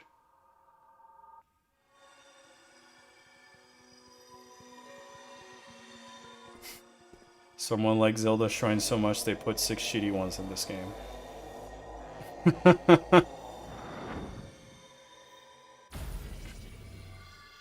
So I got Super Flare Shot.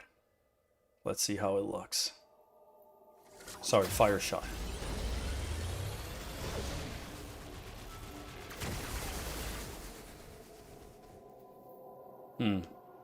Alright. Yeah, I know where I have to go, Mackenzie.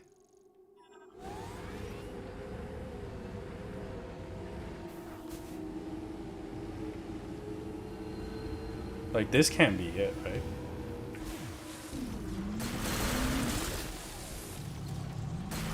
There's no new power-ups or anything? Like, am I just gonna get super missiles and power bombs now? Because those are the only two things I haven't gathered yet.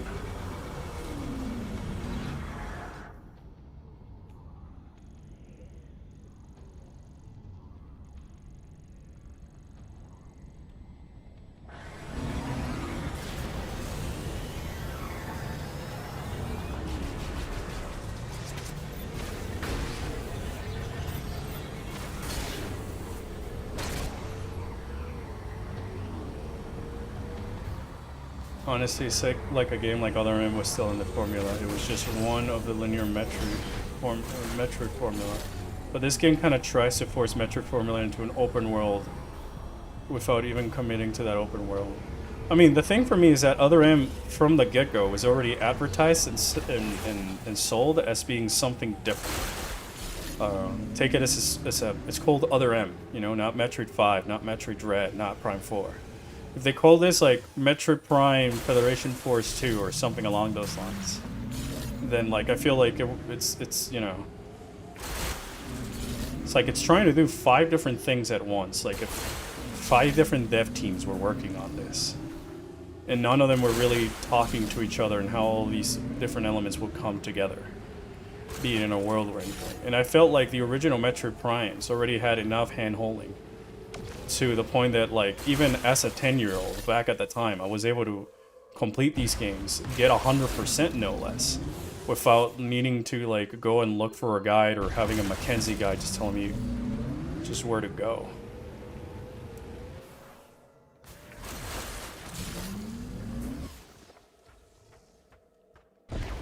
Because I feel like one of the main issues with Other M, aside from obviously the writing and stuff, it's just that the game itself suffered from the fact that it was like a 3D action game, kind of like Bayonetta, but it's controlled with a Nintendo NES controller. Oh my gosh!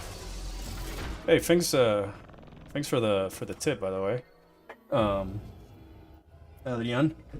A few years ago, I had a dream about Prime 4. Playing it gave me the same sensation I did when playing the trilogy. This game did not match that at all. Yeah, me neither, dude. I feel like this is just a complete departure from what the other games has, but it just has enough of the Metroid Prime puzzles, musics, and power-ups, and go back to this room for me to be like, yeah, no, it's like the other Prime games, you know? And it's sort of disappointing in that regard because I wasn't expecting Beyond to be better than the trilogy or anything along those lines. I bought the game and I said that I was going to give it the fair chance as everything else, and try out these ideas and see what they did. But now that I'm playing it and I'm not like platforming and I'm fighting the 3 or so enemies, like it makes me feel like all of those videos I did just trying to voice what makes the magic of these games were like for nothing.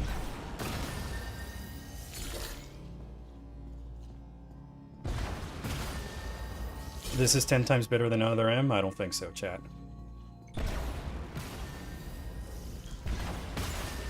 I really don't think so. I would equate this to perhaps worse, just because it's padding so much. There's no platforming, and I feel so inconsequential in the story. Like, I can't even get a beam upgrade. Like, one thing was Adam authorizing me my weapon, but the other thing is me grabbing an item, defeating Silex, and then having to go and talk to Mackenzie so he can authorize the use of my weapon. So I had to sit through 3 or 2 loading screens in order to get my new beam upgrade.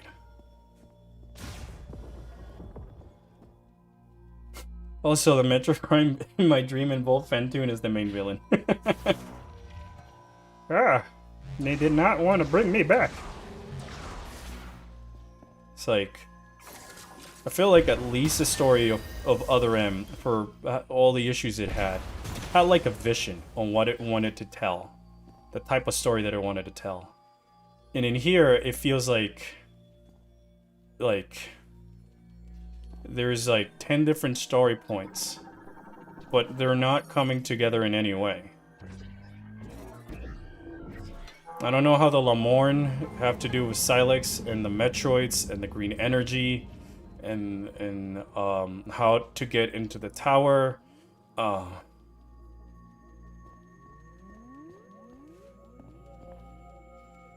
And there was at least moments that I would like to, in Other M, that I wanted to go look back, and some boss fights that I found interesting, or spooky sections that I found generally, like, spooky and stuff.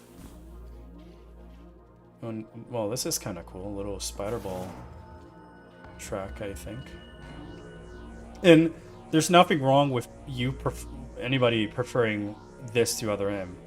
Again, don't let me stop you from enjoying the things that you enjoy. But it's just coming from just, like, I guess the perspective of a guy who plays way too many Metroid games. And way too many Metroid-like games, that I feel that, like, you know, in a day and age where we have so many Metroidvanias that cost way less than this, or games that take the same, spooky atmosphere with deep interconnected lore and worlds, like Crow Country or Signalis or Hollow Knight or Blasphemous, or there's so many to name, even Guacamelee to a degree. Yeah, why would you spend your time with this type of padding if only for the fact that it's called Metroid Prime 4?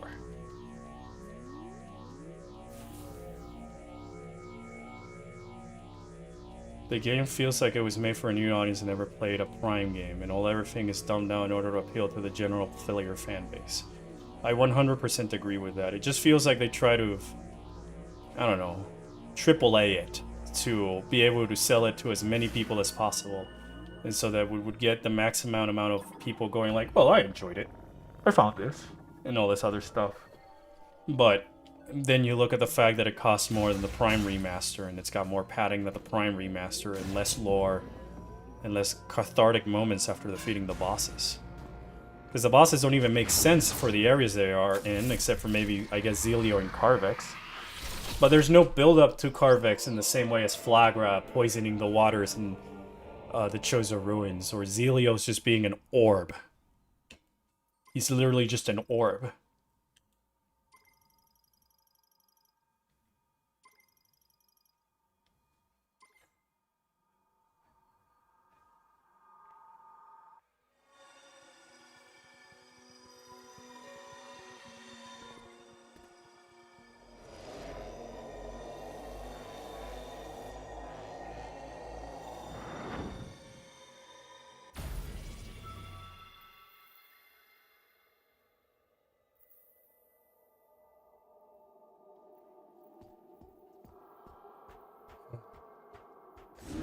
I even get the devs, like, the benefit of the doubt that, like, perhaps the AAA of the games they worked before was something owed to, like, you know, corporate meddling, which, you know, I wouldn't be surprised if it's the same case, given it's this modern era of Nintendo. But, like, wow, you know. How was your battle with Silex? Very underwhelming. I thought he was cool, but he only had like 2 mechanics, no presentation, no build up, and no payoff. He just shows up, we fight, he does a couple of moves, I shoot at him, and then he turns into a Cybot, and then Mackenzie calls me to go back to meet him. There's no like mystery or dread, as like when you fight against Dang Samoza, and you're like, ooh. And the thing I hate the most is that there's like lore stuck around here.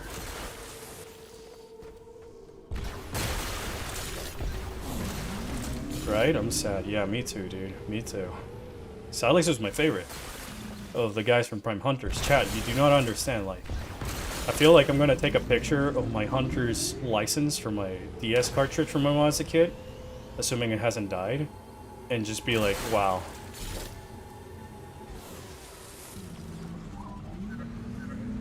If you're not sure where to go, you can always call in and ask me. You can reach me through the radio command on the map. Mackenzie, shut up, man. I know how to contact you. I love your videos, by the way. Oh, thanks, man. It really means a lot. I always am happy when I get to see you guys enjoying the videos and all this other stuff, and do know that when I make my videos, they all come from a place of passion. Yeah, even when it's talking about things that I personally don't dislike, that I dislike and stuff. So do keep in mind that it'll be the same when it comes to Beyond. It's just that I'm kind of like underwhelmed. Like, even I felt that Ravenbeak, for how little I knew of him, and how little stuff happens and stuff like that, said so much about his character and implications towards Samus's past and the Chozos in general, that like my mind still wonders about it. But I've kind of noticed that when I play this game in between sessions, my brain doesn't really come back to the lore of the Lamorne or anything. Just the shower thoughts that point out how much more this game feels like a retread of Metroid Prime.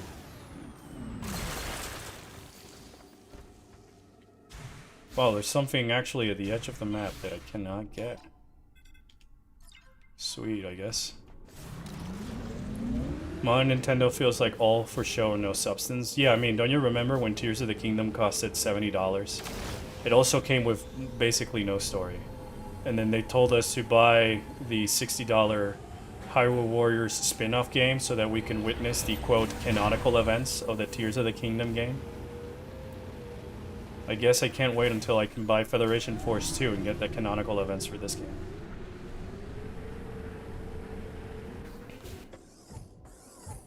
Samus. Yeah, but Ravenbeak was talking to you all the time in Metroid Dread.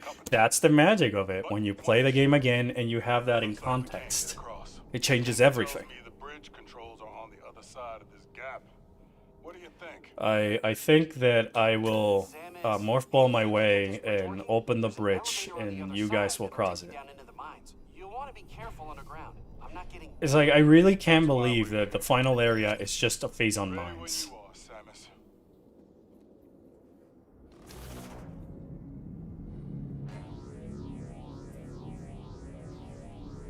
It's like, I sat through so many years of people complaining about the Chozo artifacts and the Echo Sky Temple keys that I don't know how this game is padding and slowing you down and making you collect the green energy on a desert with no music. And then I guess the Golem mechs parts equates to something much more engaging, rather than like finding these artifacts that have been hitting in plain sight throughout the game that you've been playing. And by the way, you can collect 9 out of the 14 of them before we ask you, before you get the phasons here. It's no spoilers, but you enter the worst part of the game. Oh my gosh, don't say say those things. Ah. Was he in Talon 4? Did he ever encounter Phazon? How he connects to the manga origins of Samus, like Ravenbeak, changed the entire lore of the series. Excitingly, while, well, I can't say yet. Yeah, I mean... Alright. I hate the Tears of the Kingdom brand for the wild era of Zelda. It feels like mindless interactions in the open world for the sake of interactions. Yeah, I concur. I feel like I was able to give it more of a pass when Breath of the Wild came out.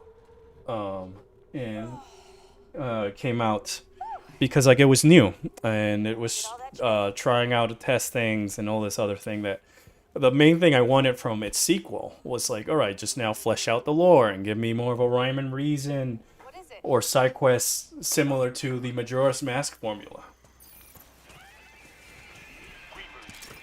Oh. Multiple contacts. Wow, look at this guy. He's so cool with his sniper rifle. I can't believe I'm seeing a zombie invasion in my Metroid game.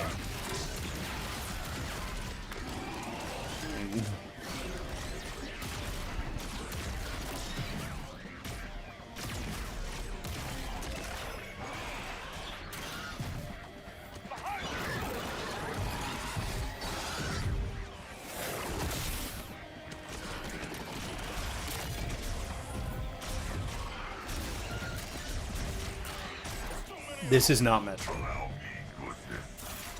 Yeah, do it, View. He's the only one I like.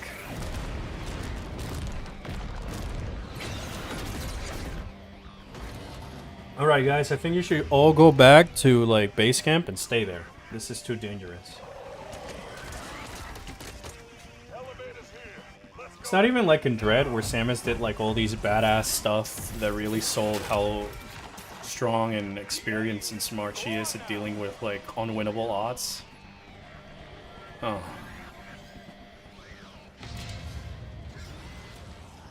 No, in Metroid Prime 2 there weren't zombies, there were like things that the Ings were possessing. These hellspawns, cosmic horror things that were created because of the Phazon reacting to the light of Aether. And because they were part Phazon and they understood who Samus is from the first game. And thus know that she's a threat because she destroyed the Leviathan seed on Talon 4. And so they're using these bodies from the Federation to just be able to be in the light Aether and take down Samus before she has even a chance at doing anything. So like, it's sure reanimated bodies, but in this case it's more like literally the zombie horde shows up. And I guess no robot, and I'm stuck with... No puede ser que se llama así.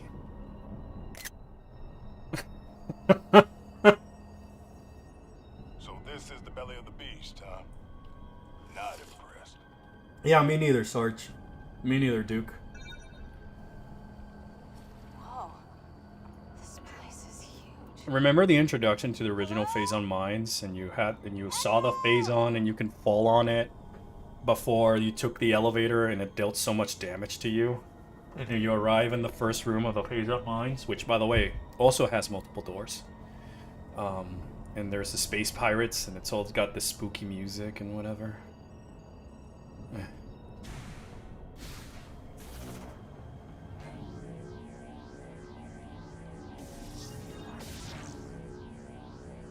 Thanks for reminding me how much better of a game it was. Which one?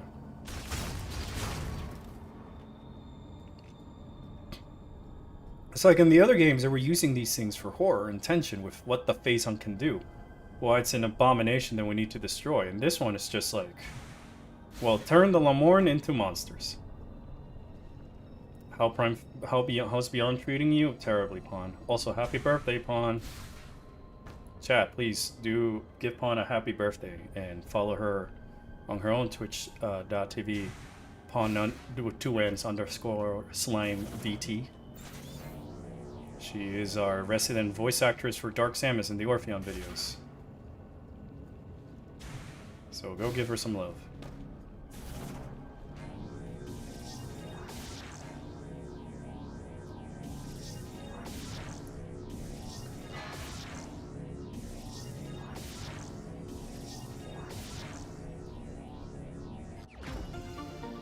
Prime 2, oh yeah. I mean, Prime 2 is my beloved. I feel like the story he's telling is at its strongest in Echoes. Happy birthday, Prawn Green Goop on Alberts. Green Goops on Albert. Thank you, Mewtwo. But yeah, like... I feel like the other games just understood how much of the story to actually tell you. And how much of it being left for you to discover because you either looked at the environment and played with your imagination. Or remember the bridge in Echoes? This is like that one time in the bridge in Echoes when Dark Samus blows it up. Remember when Dark Samus blowed up the bridge in Echoes?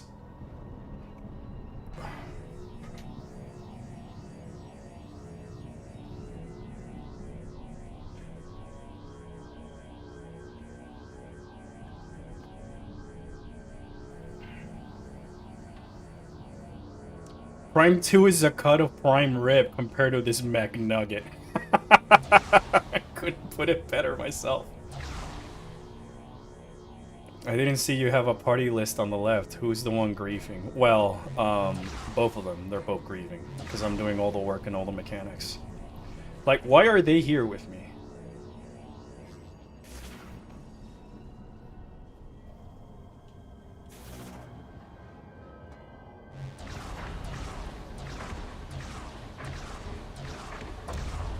So you have another fail state. If they die, you lose. No puede ser. Thank you, Samus. Watch your step. Yes, sir. Let me guess. They're gonna fake me out with them dying halfway in it, but they don't die really, because this is like an MCU movie.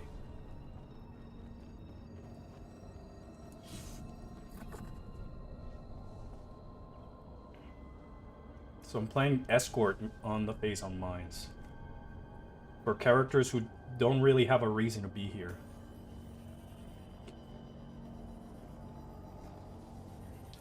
Well, but thanks for at least giving me a heads up that, like, if they die, it's game over. This is so... whatever.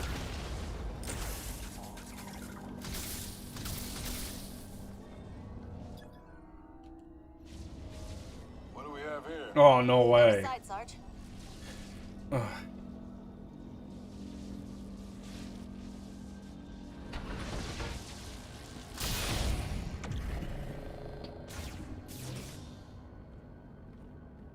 I don't like being underground. Then go back upstairs. Alive, no one would ever know. What? Does it bring back some memories? I'll tell you some other time. And by that some other time, I'm pretty much sure that never. Let's catch our breath. Okay. Yeah. Oh gosh.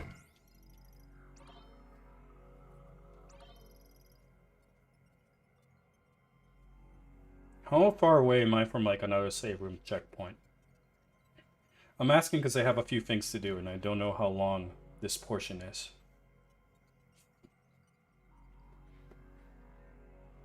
Or at least till like another save room where I could realistically quit the game. Annoyingly long? Oh boy. So will you say it's better to just save it for like a next stream? He got stuck on cleaning duty on Norian Underground, what really shat on him.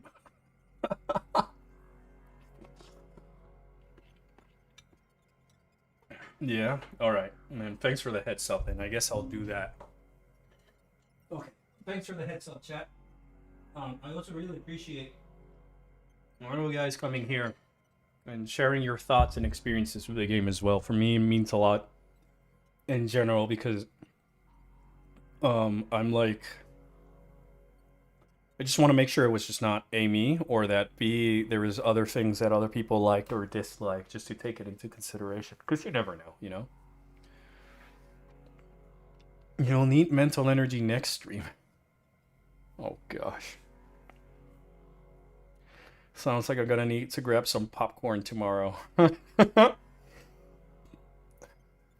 just wish you'd enjoyed it more. Well, I mean, me too, but like, there's not much for me to enjoy here because this is not like Prime 4. This is not like a Prime game. Like, it's a pretty looking game. It's a pretty sounding game. But it's a pretty linear, flat, uninspired game. I don't see a vision. Like, I can feel the soul of maybe what they wanted to do, but with how, whatever everything else, in the other one that like the lore and the lack of a lore compared to the original Prime and how much it's treading the same sort of story of Metroid Prime, that I can't help but wish that I was playing that other game instead, because by this point, when I reached the phase on mines, I would have been like so pumped up to see how everything goes to an head. Meanwhile, this feels like I'm just watching a Marvel set piece after Marvel set piece after Marvel set piece with no lore or exploration or platforming or visual storytelling to just hold me to want to keep exploring or do even a new playthrough. You know, it's just like grab the green crystals, go to the Phazon mines with these guys and escort them for no. There's no much of a rhyme or reason to things, and all I was asking was a rhyme and reason.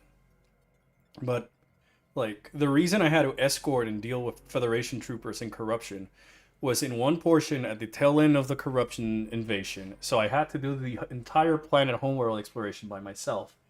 And then I'm just helping these guys because they have bigger equipment to destroy this gigantic, like, behemoth, like, superstructure of a wall that leads me to the seed. And here, Sarge, Armstrong, and the rest shoehorn themselves into the mines because they don't really even tell me. I'm just watching, yeah, I'm watching Sam as babysitting a bunch of Federation troopers that got here for reasons I'm pretty sure they won't explain to me. And we'll go fight Silex for whatever reasons, and there's no, like, nothing. So I feel like severely misled with how the game was marketed and approached and all these other things, which is part of the reason I feel like this. But I do enjoy that. So like I said, if you enjoy the game, more power to you. Please don't let me change your opinions and stuff like that. But I do hope that it at least helps shed some light on why I wouldn't really call this a Metroid Prime experience. Not even like the best starting point. Because for that, I would rather just recommend people to play Zero Mission or Fusion or the original Prime. Imagine we go to the bottom of this, where I'm assuming this is where they harvest the green energy. If I go to the bottom of this and there's the Omega Griever, I'm just gonna lose it. Like, that would just tell me that there was no creative input in here.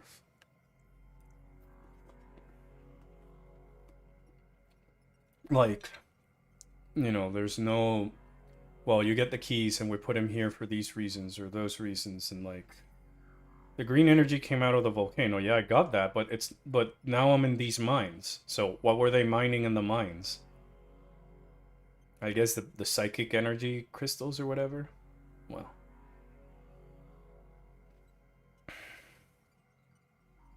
so like, it's very like much like no rhyme or reason to how these different areas of Euros connect to each other, and it thus sell a little bit more of like the Lamorne as a people in quite the same way as the Luminov, or the Elysians, or the Reptilicas, or the Olympics, or even the Chozos, you know? But yeah, I'll save this portion for the next stream. If it's not tomorrow, or Thursday, then it's certainly on Friday. Like I said, I'm feeling a little bit ill. So I don't know how I would feel tomorrow and the day after. If I'm too sick or busy, then I'll probably just take it as a rest day. So that way I can be back and at it on Friday. But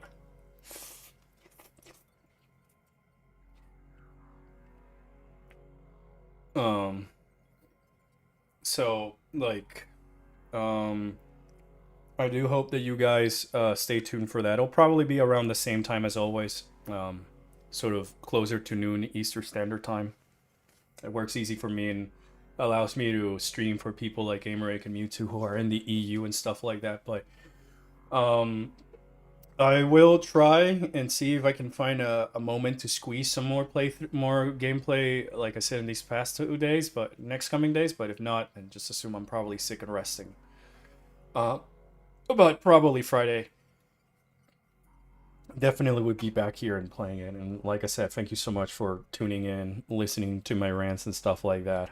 Like I always, I just rather be transparent and honest with you guys than trying to pretend that I like or dislike something. But with all that said, I'm gonna go get some rest. I'm gonna go drink plenty of water. Thanks for the bit, Mewtwo, and for the reminder. I hope that everybody has a great day and a great week. Thank you so much, everybody, for your support with the videos and the Discord server and which there's a link in the purple chat, and the purple website, I should say.